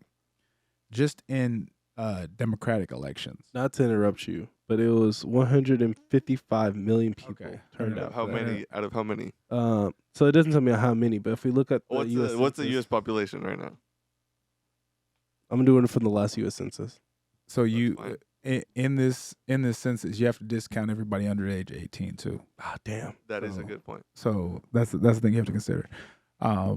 That for an election, that's actually a lot. That's more than the 2016 and the 20. Yeah, I mean, I think 2012 election. The whole Biden and Trump. I want to say there was 50 to 60 million people that voted in those elections. 258.3 million were above the age of 18. 358 million. 258. So out of 331.4 million. That's a little over 50% of the. So it's about 50. Yeah, it's usually about 50 to 60%. Okay, but of people voting age. So here's my argument. What if? So see, here's my thought. So you have this 20 companies, right, that are now in a race, in a tournament. So when you say companies, you mean like who's? I just say companies in the idea of the. Okay, let's just say 20 parties. 20 parties. 20 parties. Yeah, okay. 20 parties. There you go. My bad. There we go. So you have 20 parties. Companies already run America, but that's another conversation. Because I mean, that is 60%. So don't contradict yourself. Just say it's still a reality, though. Yeah. Okay, go ahead. Okay, but so for the sake of democracy 2.0, you have 20 different parties that enter this competition, and the whole thing is now you're voting. You're fighting for the vote of the people, right? Uh-huh. You want people to pick you as a candidate. So out of this competition, this tournament, you're going to elect. So you know how like the president has a cabinet? Yes. And the president appoints his own cabinet. Yes. Right? So my idea is the people are going to appoint the cabinet. Right? Because this cabinet is going to function as the representatives of the people. Right, so the top 10 or the top 30, let's say the top 12, top 12 people that get the most votes of the whole process, this tournament, whatever you want to call it, are going to be appointed into the cabinet. And then once those people are selected or identified, then those people have to elect a president and a vice president. And then So you're saying leave it up to the cabinet itself to elect? Well, yeah, because now this cabinet is like the most accurate representation of the people because the people elected these people, right? Mm-hmm. So let's say you're one of 20 and you get, I don't know, a 10th of the population to support you, Mm-hmm. and then Jay gets another 10th, and now I get another 10th. Mm-hmm. That kind of more accurately represents what the people want. So now when we're in this party, now we have to make sure that in the next election, Mm-hmm. maybe not me, but my party gets chosen to be part of this cabinet. Mm-hmm. And then once this cabinet gets chosen, we have to select a leader or a president to lead us, right? So now the parties have to make sure they offer quality, not just a body. Because it seems now that like Biden is just that, a body. I mean, a lot of people are questioning his intellect, his motor skills, everything, right? And no one really seems to be able to connect with him. I mean, I don't know. I can't say much about the guy because personally I don't know him, so whatever. But it seems like people are making the argument like the Democrats are saying, hey, what's up with this guy? And even Republicans are like, dude, this guy's a joke. Right? So I think if the people select this cabinet and then that cabinet appoints a leader, then that's going to be a more productive party or government that's going to fight for what represents the people. Okay. Because now they're forced to get things done if they want to be chosen the next time. Right? Because right now there's only two parties, so it's either A or B. Yeah. But if there's 20 parties, then you could be one of the 7 that don't get elected. But at that point, you've had your platform. You've been able to be represented. Yes, you already did the work. Yeah, you already did the work. Whatever companies are trying to fund you to get them to push legislations that support them. No, that I don't care about that. Now I gotta fight for the people. Because if I don't represent them, I might not be one of those 13 parties that end up in the cabinet. Because you don't get a slot the next year or the next time around. Yeah, because there's more options. Exactly. So they're like, oh, I'm going to go to option C And then instead. the president doesn't just have his own agenda. So now cause he doesn't have his own agenda because he has to make sure he's in the race for the next race, right? So the people then have, or not the people, but the parties then have the pressure of creating someone that is going to accurately represent the community rather than just have anybody. Definitely. I mean, it's a whole hypothetical, but I think. But that's how things are born, and that's how things happen, or having these kind of conversations. I hope. I mean, hey, you never know. I'm not saying a genius, but I think Bro Lorem could be the party, man. You never know. Yeah, bro. Like Jay for president. Jay for president. Oh, hell no, I don't want to be president. Fuck no. Well, I mean, because here's the thing. So there's this geniuses. Okay, yeah. That you'd be like, hey, that'd make a really good president, right? Or not geniuses, but celebrities, leaders in our community that you're like, hey, maybe this person could be a really good president. And that's becoming more common now too. Yes, but the whole call it behind the walls. There's so much behind the walls. Yeah. Corruption. I mean, you could just say it's corruption because that's what it is. The whole corruption, the lobbying. Lobbying is pretty much corruption. How much can I buy you for your vote, in your opinion? Yeah, hey, well, how much do I need to donate to your cause for me to... 100 million! Right? So there's this whole thing going on that it's like, bro, at the end of the day, you're not even representing what I want. You're just doing this for the check. Yes. So, you said a lot there. I'm trying to formulate my thoughts. I'm trying to co-host to this, man. This is every episode. It's always fun with Eric. It's just the second episode, bro. Hey, man, you never know. What a mini. So, okay. So here's where I'm at. All right. Okay. So, the idea behind a representative democracy is that it puts the people in power instead of corporate interests. It doesn't consolidate power. That's the whole thing. Is that we decided, when the people who founded this country decided a long time ago that they didn't want one person controlling everything. Yeah. So you actually have a pretty fucking good system for dealing with shit if you truly understand it. Okay, so you have 3 branches of government, right? You got legislative, executive, and judicial. Judicial. So the executive branch is the one who is where the buck stops. Yeah. The legislative branch has always been the most important, and the judicial is basically a check on power on both. Yes. Okay, they were basically there. They're basically there to say, hey, this matches up with the Constitution or the laws that were already written. So then they can invalidate anything that they do at any time, right? So as far as power, we have a pretty fucking good system for a check on power, saying that hey, you can or that you can or can't do this, so that nobody has I think I could argue that. As far as every man has a price. That's the thing is that every man has a price, but to buy the whole government, it takes a lot of fucking money. No, I mean, you made the whole. You brought up the. But you don't have to buy the whole. You just have to. You need a piece, bro. So no. I mean, there's the thing is, democracy is far from perfect, but it's a lot. But it's a lot better than living under Nazi Germany. Right. Goddamn right. So that's my point. I mean, let me get to what you said earlier about we're talking about democracy 2.0, right? Yeah. So what you were talking about with like having a committee. Like at one point in time, we had several different parties. We had the Green Party. We had the Whig Party. We had there was actually a party called Democratic Republicans. Back in like the 1700s. That's what is now, I believe, the Republicans. I think the Republic. It's like that's why they call themselves the GOP. Yeah. So there was this. There were several different, like what you described used to be in place, but what people found out was that to get shit done, the more people that you have working together, the more likely something is to pass or to get done. So Democratic Republicans started caucusing with the Whig Party. Don't quote me on this. They started caucusing with the Whig Party, the Green.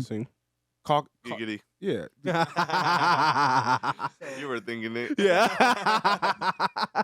So you end up getting this consolidation of power of people who agreed to work together. So what we're talking about is going back to splitting that up. The thing is, when you split that up, even less shit gets done, because if let's say you need 51% of the vote, if let's say it's split up into 3 different parties and 2 parties disagree, or sometimes even one party plus some people from a different party can break shit up. Yeah. So the thing is that the way that the system is set up, if you implement what you were talking about into the current system without completely overhauling it, which would take a fucking revolution. Yeah. No. Yeah. So that's my point. You gotta get rid of the current. Exactly. But the problem with revolutions is that a quarter of the country dies. Well, no. So okay. Viva la resistance. So this is interesting because. I mean, let's think about the whole World War, right? Uh-huh. I mean, like a couple months ago, we were like, is World War III about to start, right? Yeah. With the whole Russia-Ukraine thing. Yeah. So clearly, I mean, I think it's clear that we're at a point in technology where we're like, hey, we could really fuck shit up if something broke out, right? So my question is, would it really take, or should it really take people dying for there to be change? No, it shouldn't take that. But historically, in order change happens, historically, I would love to hear about a historical revolution from any country that didn't involve a lot of people dying. Apartheid had people dying. That's hard. Russian Revolution. In any culture you find, there's war. Dude, humans are barbaric to begin with. I want to kill motherfuckers. Yes. Okay, you bring a good point, because I think we live in a community or in a society right now that does not acknowledge how much animal instinct is within us. Yeah, we have a focus on the clean, nice and tidy image. We have a focus on people's reaction to shit, but we don't try to understand where that reaction comes from. Yeah. Okay. Yeah. Oh, bro. You don't dig in speaking my language, bro. Nobody fucking digs into the details to say, oh, maybe they feel this way because of this, or maybe it's this bias is playing into it. People don't understand human behavior. I think people behave without understanding human behavior. Yes. Right? Okay. So this is a little muddy waters, but like, I think people don't realize how recent the whole segregation aspect of our nation was. Wasn't it less than 80 or 75 years ago for it? It was literally like a person ago. Yeah. I mean, right?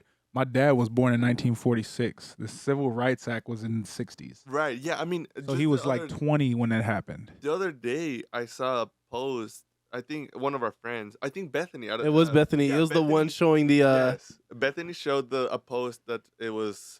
I mean, and maybe it might be a fake post. The first segregated school with all the different people. Yep. Not only that, but Mansfield High School. This is a high school that's like down the street from us. Yes. Right? Yeah, I was born in Topeka, Kansas. Oh, really? That's where Brown versus Board of Education was. Yes, right. Like these are things that are so close to us that my elementary school was so they actually like burned down tore down the original school where that little girl went to, but it was so my school was right here. I would get on the bus to leave my school, and I could look at that school across the street. Yeah, where it was. Yeah.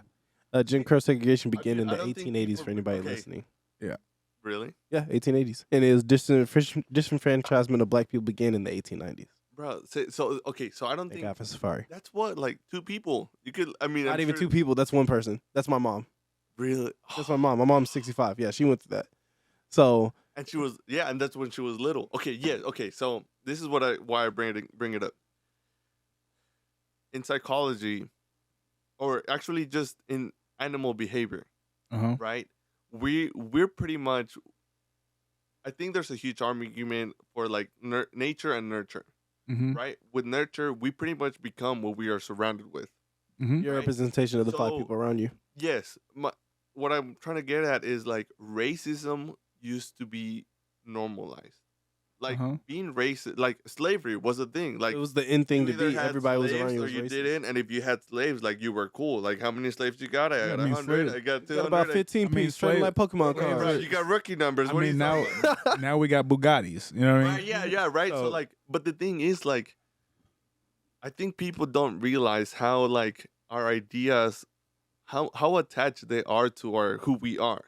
Right. So if I put myself in someone that went to Mansfield High School where the mannequin was hanging, like, and I think of it like as of right now, like people are pressuring me to support racism, to say, hey, that guy is less than me. He's brown. Yeah, he's black. He's bad because he's black, or he's brown, or he's whatever other shade that is not white, right? So I'm being social pressured. My parents believe these, so now I have to grow up with this. And if I don't act the same way, now I'm being socially casted by everyone else, which is what happens right now, right? Like, if you don't support Trump, if you don't support Biden, if you don't fight against LGBT, or if you support LGBT, like, these are things that affect us every day. So, like, if this person that grew through racism is now presented with, like, hey, this isn't right. Immediately when someone tells you you're wrong, you're like, nah, bro, I know, nah, fuck you, bro. Like, you don't know what you're talking about. I know what I'm talking about. The thing that is that it comes with changing the environment, and it comes with because children aren't taught. They're taught that hateful nature. I'll tell you something I learned that changed my life. What's up? Drop the bomb. Drop the bomb. I need a Charlemagne bomb drop. We gotta get one of those on the thing. Oh, we gotta get that on the thing, buddy. I want to drop that. I want to do it. I like better. Okay. Hey, okay. Drop the bomb. Drop the bomb. You got the bomb. You got the bomb. Wait, hold on. Do I have it? I don't know. I just wanna. This is one of Mike Jones's. I wanna look. Be prepared to blow your mind. Hey, let's go. Editing this is gonna be funny. I gotta. Bro, I feel like whenever you say something bad. You got thing right, America. But no. So what's up? So I read an article in National Geographic that changed my life. It basically explained how race does not matter. It does. It shouldn't. You got the link to that? Yeah, but you can still access it. But now, like National Geographic, like they put like a paywall up, so you gotta pay subscribe to them and shit. I got $3. Go on Reddit. No, but it's incredible. So it it was like a 60-page article explaining about how race is so scientifically insignificant. It doesn't. I think I've heard it. There's no scientific basis for race. That's it. I mean, okay. No, but so check this out. What's up? Everybody on the planet Yeah. is no more than, it's like, don't quote me on the number, but it's like 68th cousin to another person. I knew my wife was my sister. Hey, It's literally impossible to be more than like 68th cousin. So essentially everybody on the planet are cousins, right? Related. We're all related. So for the first what was it? For the first like 25,000 years or so of human evolution, we lived in like a certain region of northwest Africa, I believe it was. Yeah. And they've literally gotten so good that they've genetically traced the path that humans took through the entire planet. The reason why, quote unquote, Native Americans were here was because a long time ago there was a land bridge between what was it? Russia and Alaska. Pangea. It wasn't fucking Pangea. I know, but I just want to say you're Pangea. a little far behind. Pangea, though. So essentially, like 10,000 years ago, when the sea levels rose and covered up that land bridge, which has been proven to exist, it basically cut off one part of the world from another one. Yeah. And just like how like Native Americans have have a sensitivity to alcohol. Yeah. They share that with Asians. Yeah. Yes. They share the Asian glow when they drink. They share that sensitivity to alcohol when they drink. So it's like they traced all these different paths that humans took, and they found out that everybody has common ancestors. Yes. And it all traces back to a certain region of Africa. And what race is a function of how far your genetic ancestors were from the equator. Yeah, because it's a genetic your pigment. It's a genetic reaction to how much sunlight you get. That's why people close to the equator are colored. People in Northern Europe who are at higher latitudes get less sunlight over generations. Their skin becomes lighter to absorb more sunlight to create more vitamin. Yes. Is it vitamin K or vitamin D? Vitamin D. Yeah, so vitamin D. Giggity. So Spider-Man. So that's why Black people who live in northern latitudes have a vitamin D deficiency. Yes. Because it takes generations for our skin to get lighter and adapt. You see what I mean? So that's the thing, is that race literally, genetically, does not matter. But because of human instinct, color is one of the main things that we use to differentiate things. That's how we know the difference between an apple and a banana. You know what I'm saying? When you pick a car that you want to buy, you say, I don't like red cars, I like green ones. You know what I mean? Right. Dude, the only argument I can see for race or the need of race is in the medical sense. And I don't know if this is because of misrepresentation, but from what I understand, within the Black community, Black women tend to die more from heart attacks because they are less recognized. And I mean, it sounds like it's just that. It's a misrepresentation of the Black community in the health system. So it can be, but Black people, generally speaking, have more of a sensitivity to salty foods too. Yeah, I mean, they have more of a sensitivity. They're more likely to get hypertension. Yeah, and that is a result of us being brought over from Africa, where we didn't eat salty foods. Yeah. You know what I mean? So, like, the thing is that even though we genetically adapt and we genetically have all these different things that happen to us based on our environment, we all have a common ancestor. You know what I mean? So we're very genetically diverse, but that doesn't mean that we're not all of the same. We don't all come from the same place. I mean, personally, I think the whole idea of race is dumb, because it's literally productive for our well-being. So race is a spectrum. It's literally so all that race is how much do your skin cells contain melanin? Yeah, it's a chemical difference of how much do your skin cells contain melanin. How much melanin are in your skin cells? That's what I was thinking. I think I got about a good Jay has a lot. I have 90%. a little. Bro, I think you're darker than your shirt. Hey man, you don't know that. I'm chocolate. I'm sexy. They call me the I Hershey. love chocolate. But that's really what it is. We're talking about sexual hang-ups in the bedroom. Boom. Okay, so the thing about OnlyFans is okay, you're pretty much selling your image. you're selling your image and your body and everything that you can do.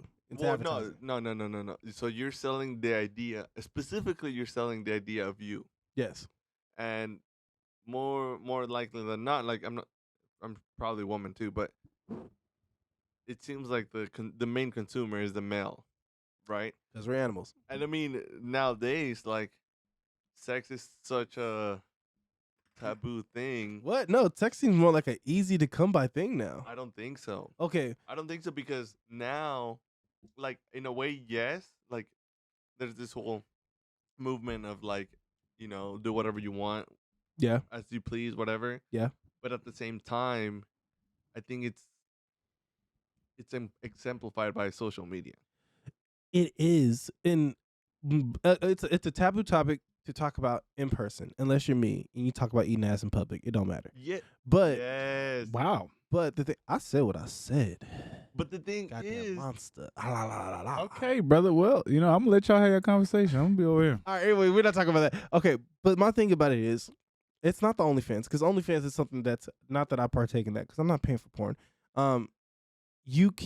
OnlyFans is still realistic. You can get it for free. You can get it for free.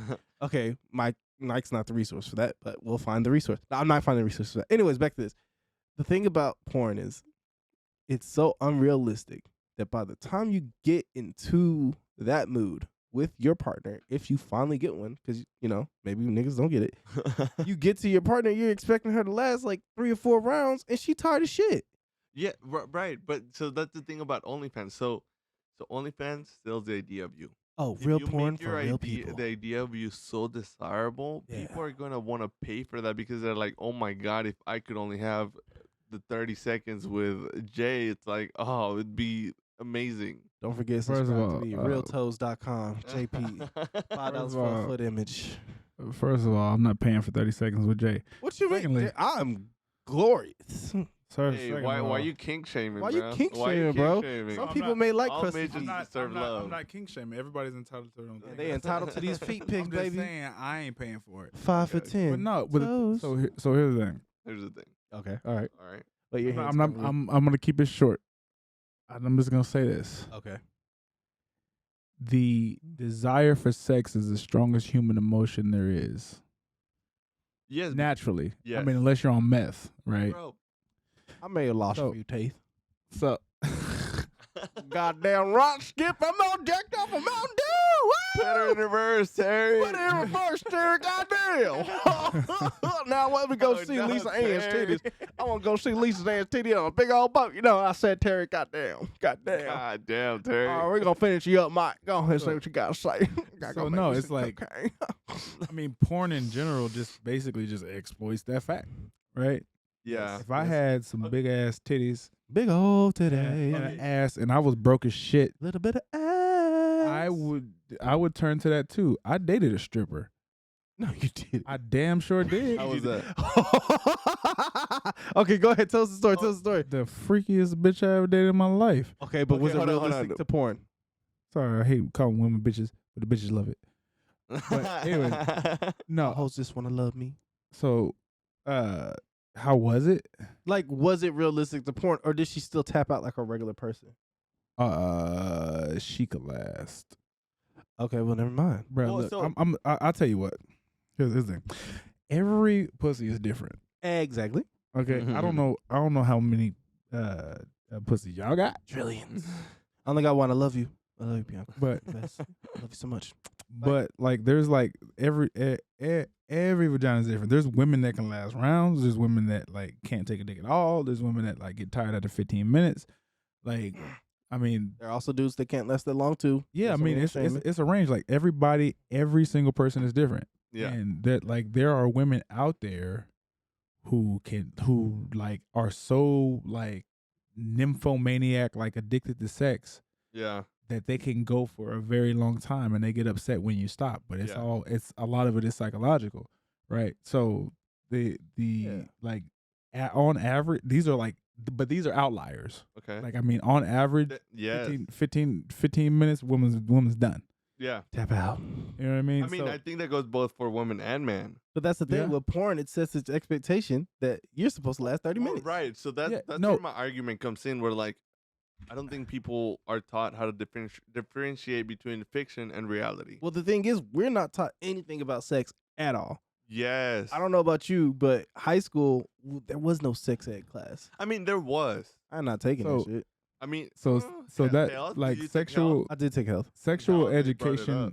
Yeah, they did. Sexual They had a class in my high school for that, but it was like 1 week and you're done. But it was kind of weak, But though. like sex ed for me was like on the job training. You put it in, you Right, put it yes. out. This is what babies is. Okay, This is what so HRV is. Here's my thing. Okay. I don't understand how, as a society, as like the U.S., Mhm. how can we expect our civilians to be responsible people that have sex responsibly if you do not teach them what responsible sex is? Well, the majority of the time that's left up to the parents. But the thing, some parents don't have that conversation. Well, right, No. right. My I agree mom with that. didn't have that conversation with me. My dad mom did. didn't have that conversation with me. My dad did though. I mean, my dad didn't. He yeah, I mean, so that's left up to the parents, because the thing is that the way that that's viewed is that like that's like a private thing that's kind of like. but I It's think not so private anymore. Well, so okay, so you brought up a point earlier, right? So you mentioned something like sex is such like one of our strongest emotions or something like that. Yeah, Is that strongest what- human emotion there Yes, is. Yeah. Okay, yeah. Sex So brought to you by I Jay. think in today's age, we neglect one of the most basic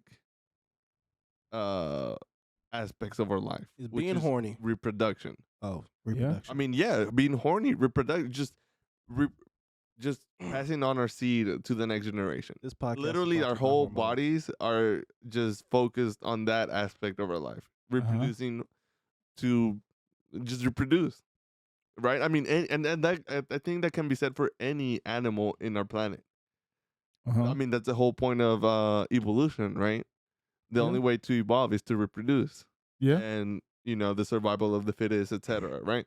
Yes. I think today we neglect that fact in our innate essence of being a human, Uh-huh. Definitely. right? So that being said, I mean, if you look at animals, I mean, and it's kind of hard to talk about because rape is such a delicate topic. Like, That's okay. We're on the podcast. right. I mean, I think as Well, humans, we're on the topic of rape. Did you know that dolphins rape other? He's getting mad at me Animal- because I Bro, brought this topic up the other day. animals in general rape each other. Yeah, but Yeah. dolphins rape for fun. Yes, I mean, They raped a shark. bro, They raped sharks. Dolphins they rape. rape each they other. raped bro. a They rape waill. humans. Have you seen a dolphin rape a whale? I Not that mean, I've seen a let's be dolphin rape a honest. whale. Let's be honest. Dogs rape humans, in the sense that When they're humping us. if they're humping us, I mean, technically they can't really penetrate us, but they're But it's humping still our rape, legs. Like, yeah. we didn't ask for that. Like, right? Huh? So I all mean, humans animals- rape goats. Bro, I've Yeah, heard that's there's true. like There's a Animal No, chick. it's porn like and it's stuff. like a whole thing to where like apparently goat pussy is similar to human pussy. oh my god. That's serious. That's not bad. That's a whole thing. Hey girl, if you ain't hitting like a goat, I don't no, want like, it. In a lot of like in a lot of different places, like there's humans that fuck goats. Give me some of that yak pussy though. Bruh, I don't know. Bro. I don't I'm understand. not That finna good fucking old- go. that good I don't old- How do understand they it. hold? Hold on, wait. How do they hold a goat down to have sex with it? Bro, how do they hold a horse to have sex with it? Hey, there was a chick that slept with a horse. Bro, There's I've been seen- men that get I've fucked by seen- horses. Ooh, I've how? seen a video of a woman getting fucked by a horse. Hold Bro, on, there's a it's- video. Bro, there's videos of anything nowadays. www.horsestick.com. Bro, I don't know. I don't know where the fuck I saw it. I have no idea. It wasn't. It might have been on Twitter because Twitter has some wild Bro, shit. Twitter I is love Twitter. It's a it. lawless Twitter land, bro. is It Twitter is- is the wild wild west. You need a Twitter. Okay, but see, that's my point. So sex is such like It's interesting. it's us. Sex Yeah. is just us. Reproduction is us, but it's such a taboo that we don't teach people how to have sex.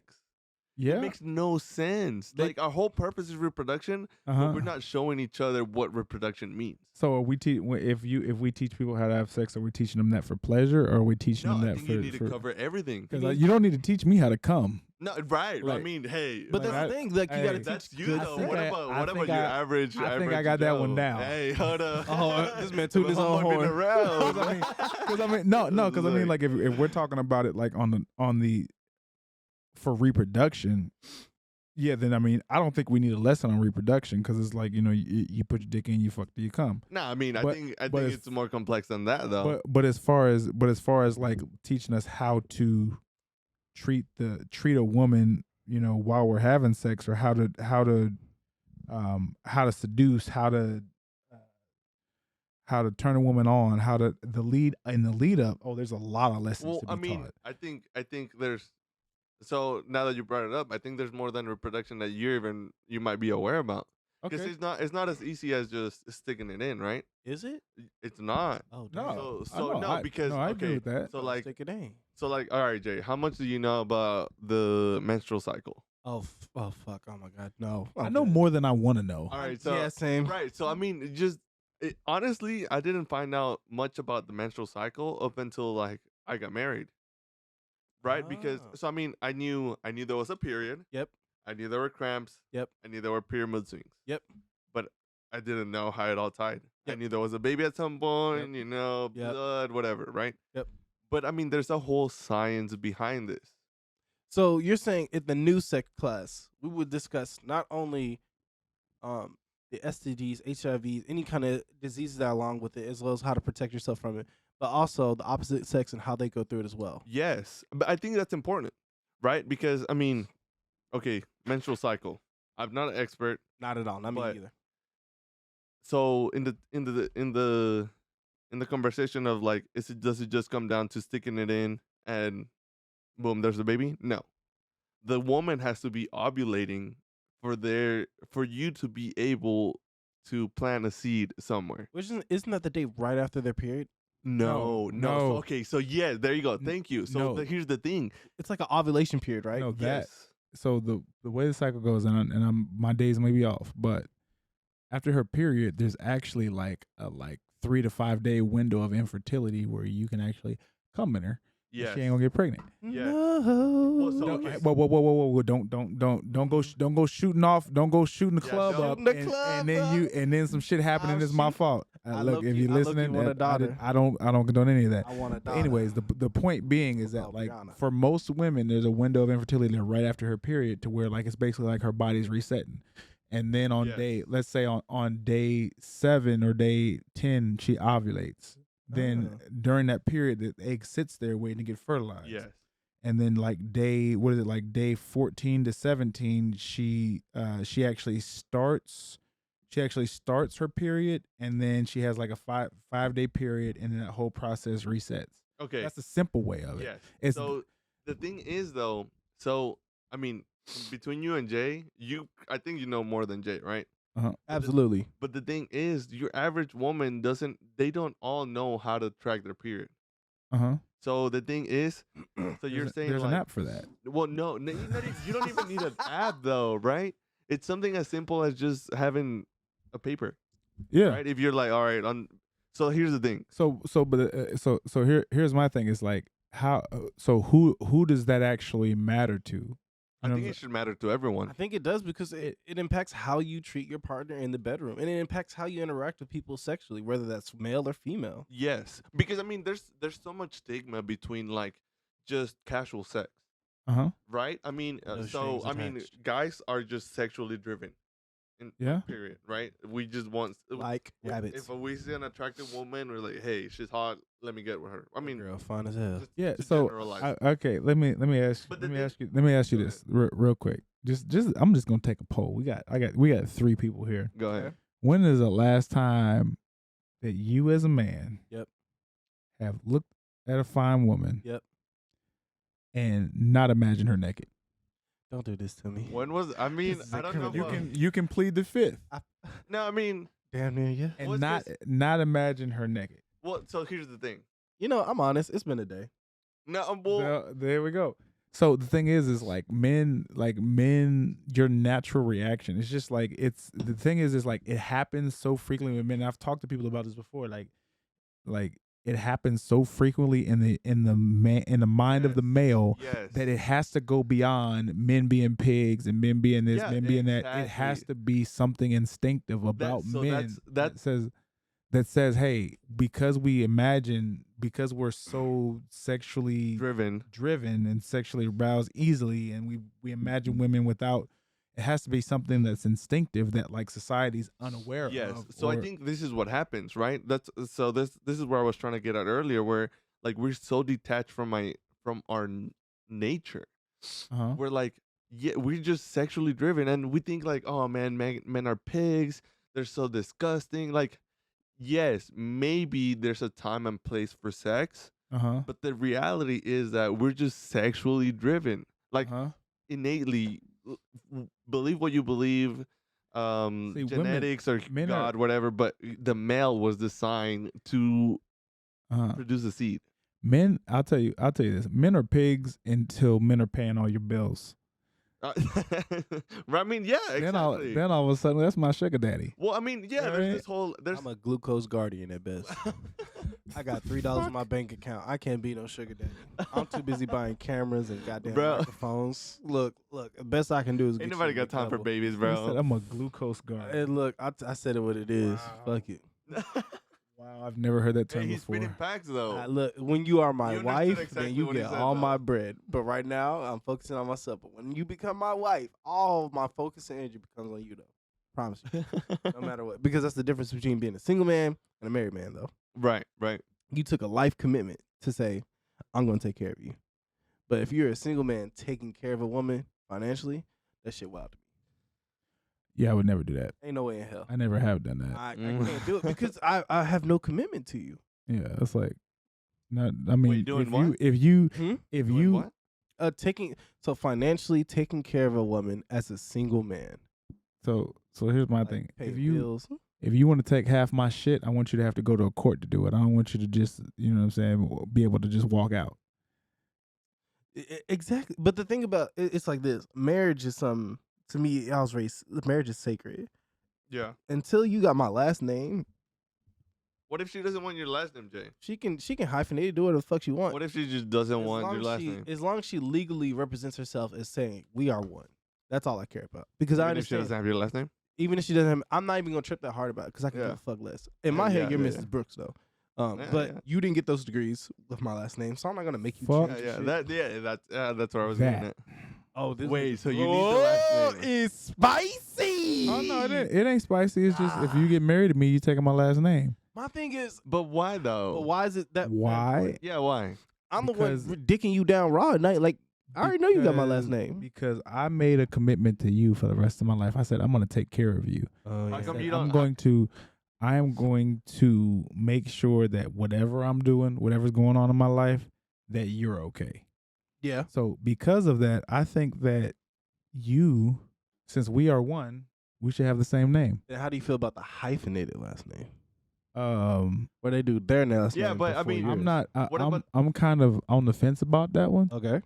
Because I really feel like all those hyphenated names, like if somebody's a Miller Copeland, that's too fucking much. Like you're gonna hyphenate. If you're gonna hyphenate your name, you're gonna try to hyphenate our kid's name too.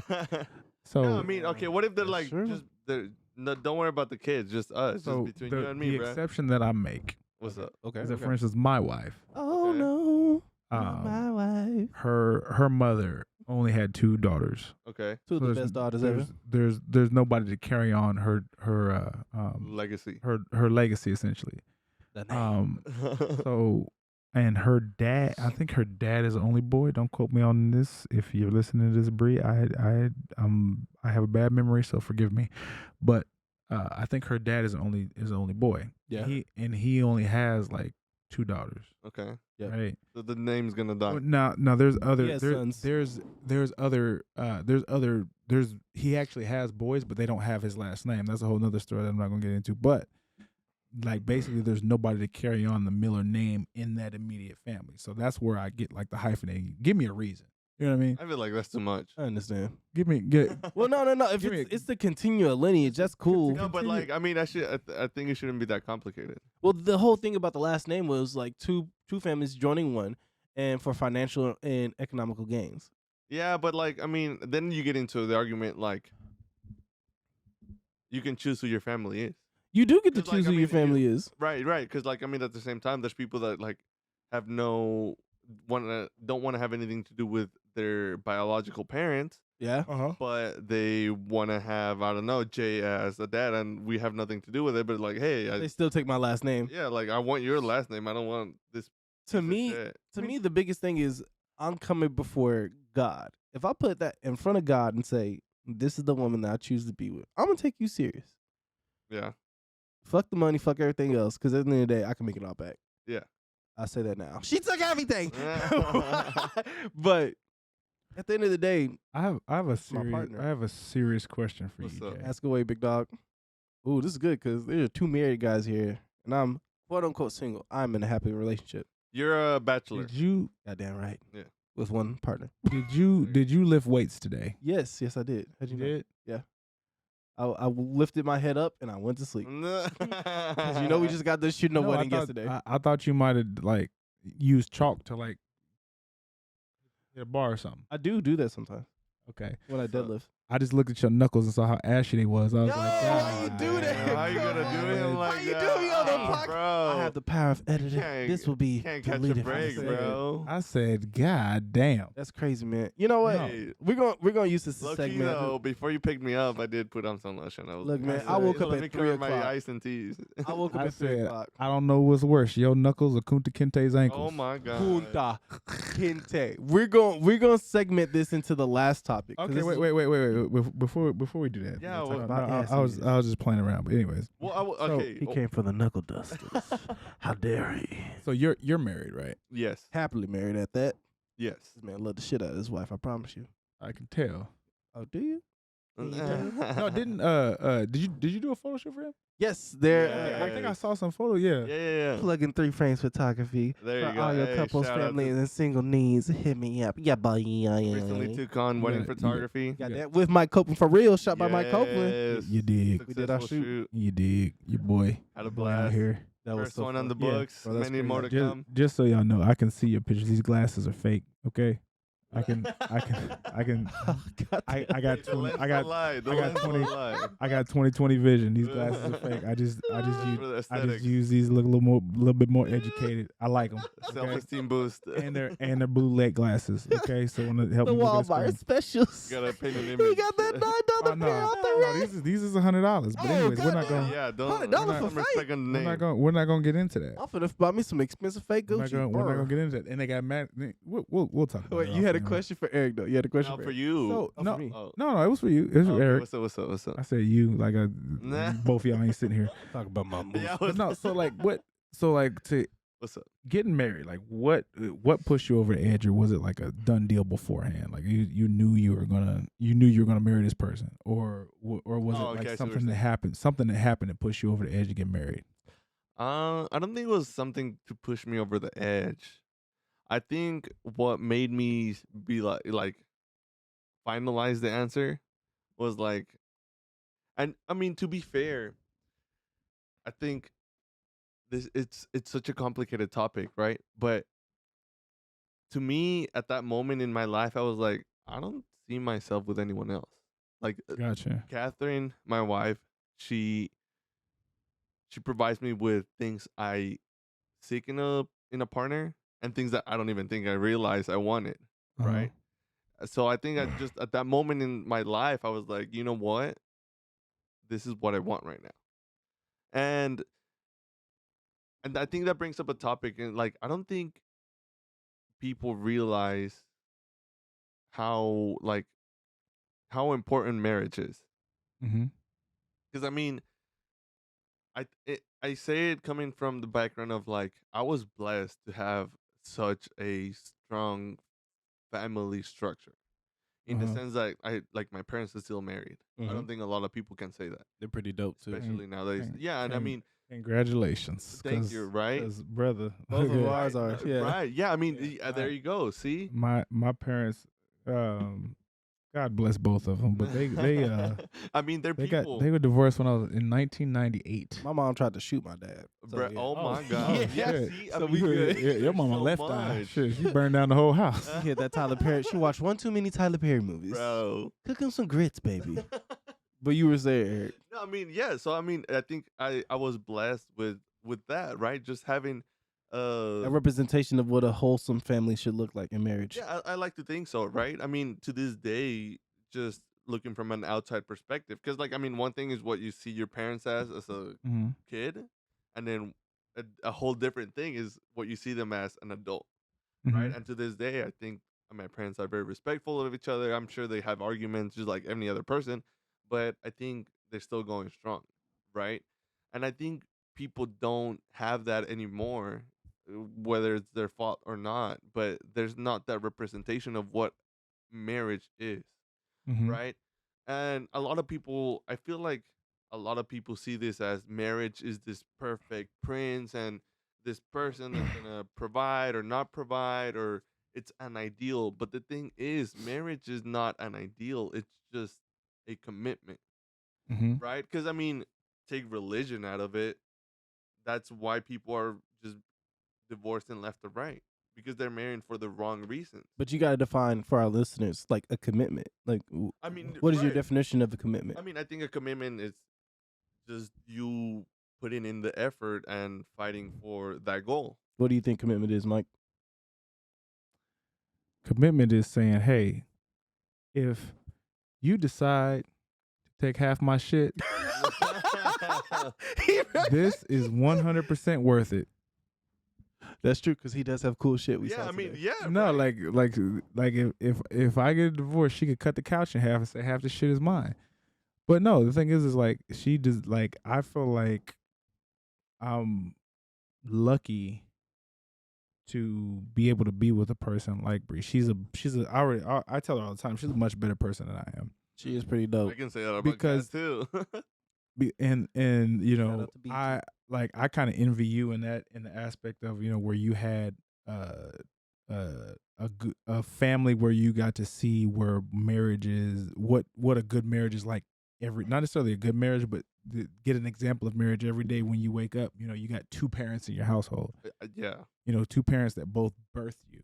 You know, I had a stepdad, but that's a whole different, A way different world. avenue. It's I not can your only father. imagine. You know what I mean? Yeah. And then he comes into the picture late in your life. So it's like, there's no replacement for your mom and dad being together.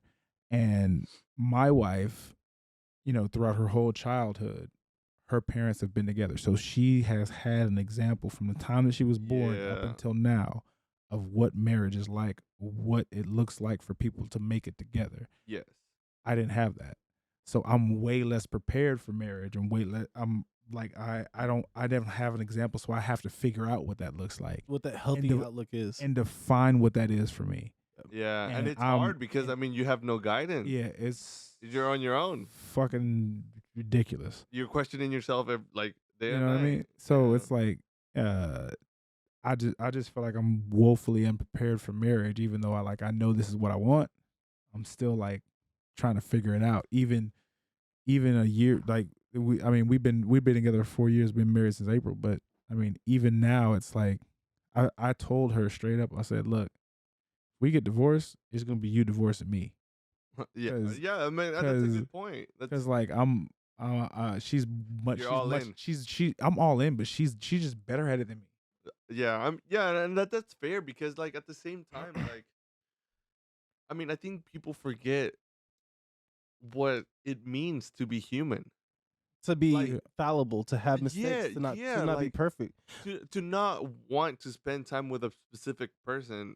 Like I mean, the way I see it is like I mean, and I think me and Jay were talking about this earlier, right? Like, yes, you're married, but you're not defined by your married. You're still at the end of the day, you're still a person. You're still have hard times throughout the day. You sometimes get aggravated very easily. You learn new things that make you question yourself about your values, and maybe the next day you learn something else that makes you question about another thing. And it's like there's so much nuisance to like what it means to be a human that we don't take it into account, right? Like we have all these ideals that we think, oh, my man should not be looking at other women. My man should always be at home. He should not be spending blah blah blah. My woman should not talk about other guys. My woman should not be whatever, right? Like cookie There's so cutter many- molds that they have to fit into in order to be married. There's so many things or guidelines that we base off this ideal human or partner that we don't take in consideration the But that's the thing, like aspect of them just being human. after that brings us to this point. Going to therapy shows you that it's okay to have faults. Yeah, It's okay to not be perfect. and I think I think that the whole aspect of therapy should be implemented in our education system. I think everybody should have access to a therapist, even regardless of education, because now we have people who are definitely gone out of the education system. Well, okay, that's a good point. So let me correct myself. I think in education, it should be a public service. Definitely. Yes. Well, that's affordable, or if not free. I mean, just like education is free, I think So therapy should be free. our two things. One, when did we pour these shots? Jay poured his shots maybe like 5 minutes ago. Okay. I didn't even see that shit. I was like, I just looked and it was shots and glasses. To be I was like, fair, you I'ma did say get like you 10, drunk. 15 minutes ago we should I'ma take get you another shot. drunk. yeah, okay, you're right. You're Shot right. o'clock. I glossed over that part. But anyways, that's another part we were talking about earlier. Not to like rehash old shit, but like society and the law, like democracy is very slow. Okay, Yes. Yes. change happens slowly, Yes. and I think that we as a society are starting to realize the importance of mental health. Yes. I think to that point, It's just hitting that breaking point to where it's like, oh, this is something important that we should actually invest in, right? it actually but it's determines something our life. that Yeah. at this point in time, because we can't rely on our government, unfortunately, to take care of this democracy but 2.0. 2.0. This is something that us as an individual, I as an individual, you as an individual said, I need to go. I need to get help. Yes. Mhm. And we can't wait for others to bring that to our lives. We have to Yes. understand, say, okay, this is something that we need to go do. Yeah. And the moment that you recognize and do that, the stigmatism falls away. You go into the office and you're like, all right, I'm gonna lay everything on the table. When I went there, I laid everything on the table because like, well, shit, I'm paying for this. But we got to take that step for ourselves because society can't take that step as together. The more of us that do take those steps, that do try to Yes. do it, especially in our community as well, and yours as well, I mean, just dude, in general, just the world. takes as men, which is why Bro Therapy, shout out to our name, take those steps. Well, Lorem is therapy, Latin for therapy. Take those steps to go into those conversations and have those really awkward, mind-numbing, hard Yes. conversations with your therapy. It gets easier, and the more of us that do that, the more it makes it easier to implement into the education Yes. So system. this was my argument for the whole racism argument, Okay. right? Because like racism is so innate in certain people that it's like they need time to detach themselves from that idea. And I mean, I'm not saying racism is right, and I don't think it should be accepted. But what should be accepted is these humans or these people that take part of this racist culture are humans. That was their life, and they need time to be able to process, to detach. I mean, some people might do it overnight because they're like, oh, you know what, fuck that. But some people are like, well, no, my dad, my grandpa, my work, So like every rehabilitize- aspect of my life revolved around racism.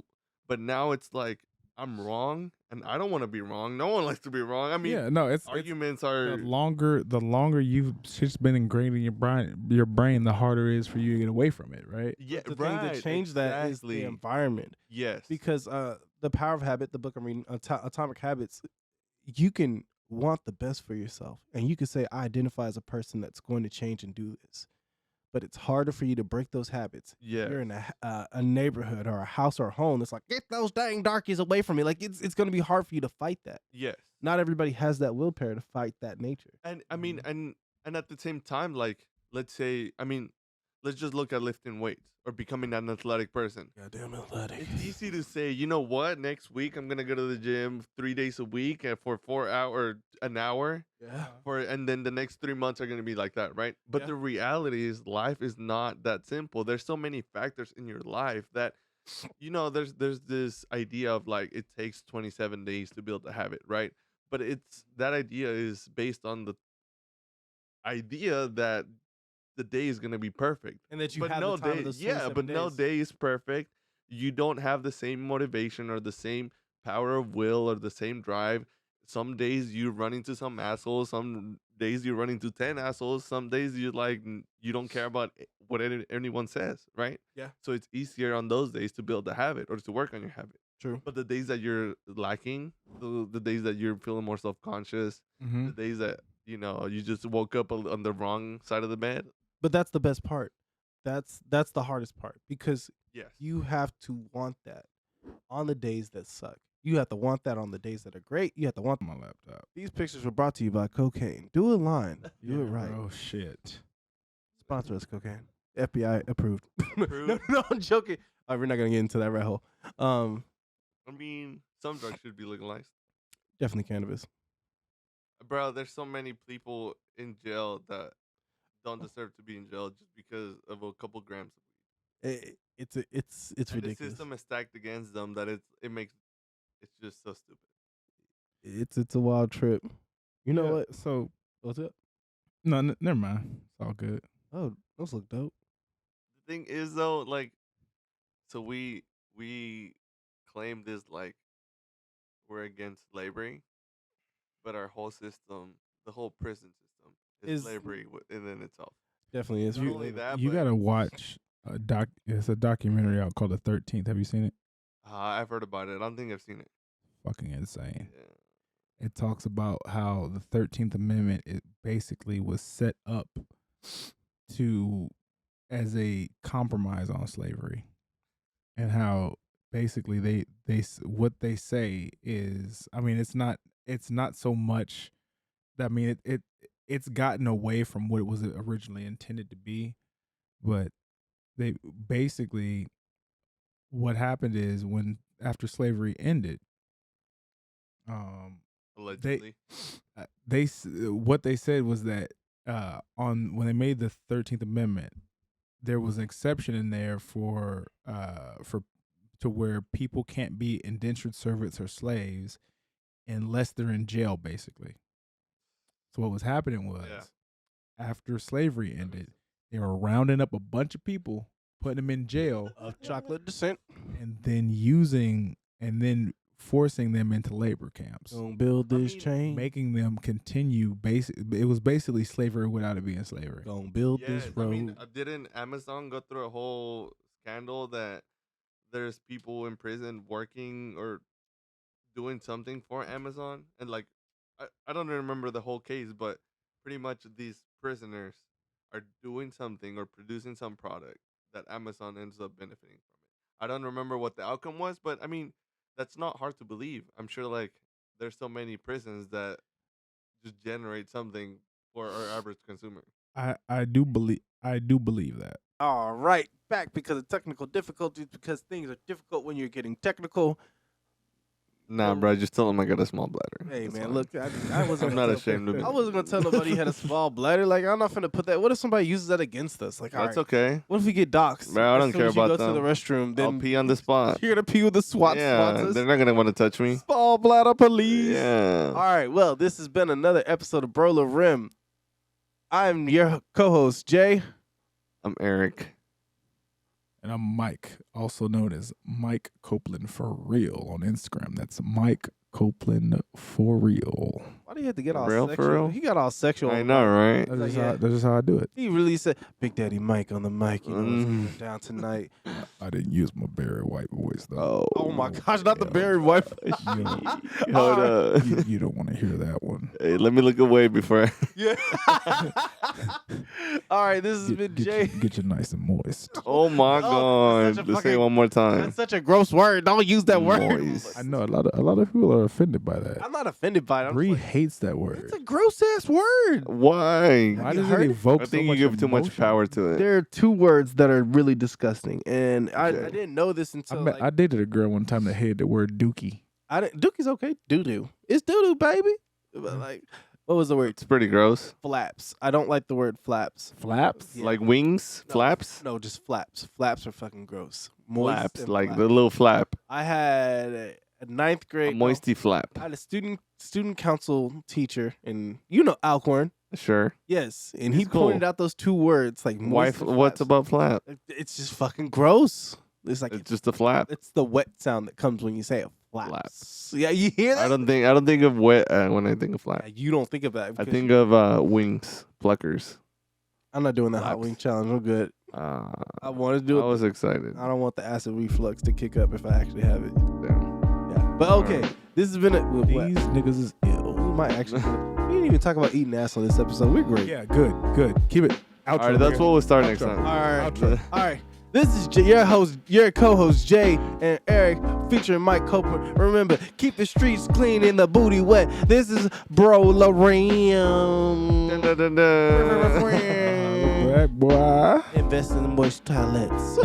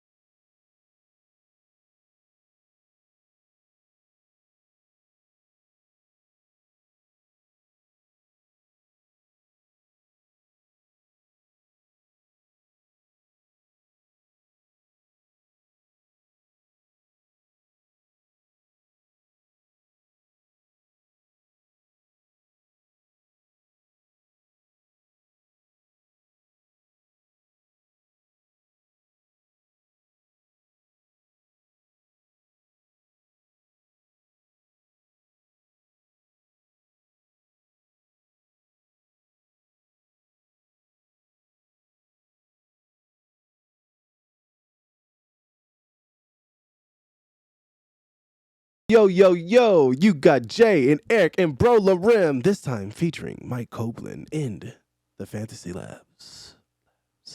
Ooh. There's no echo to my voice.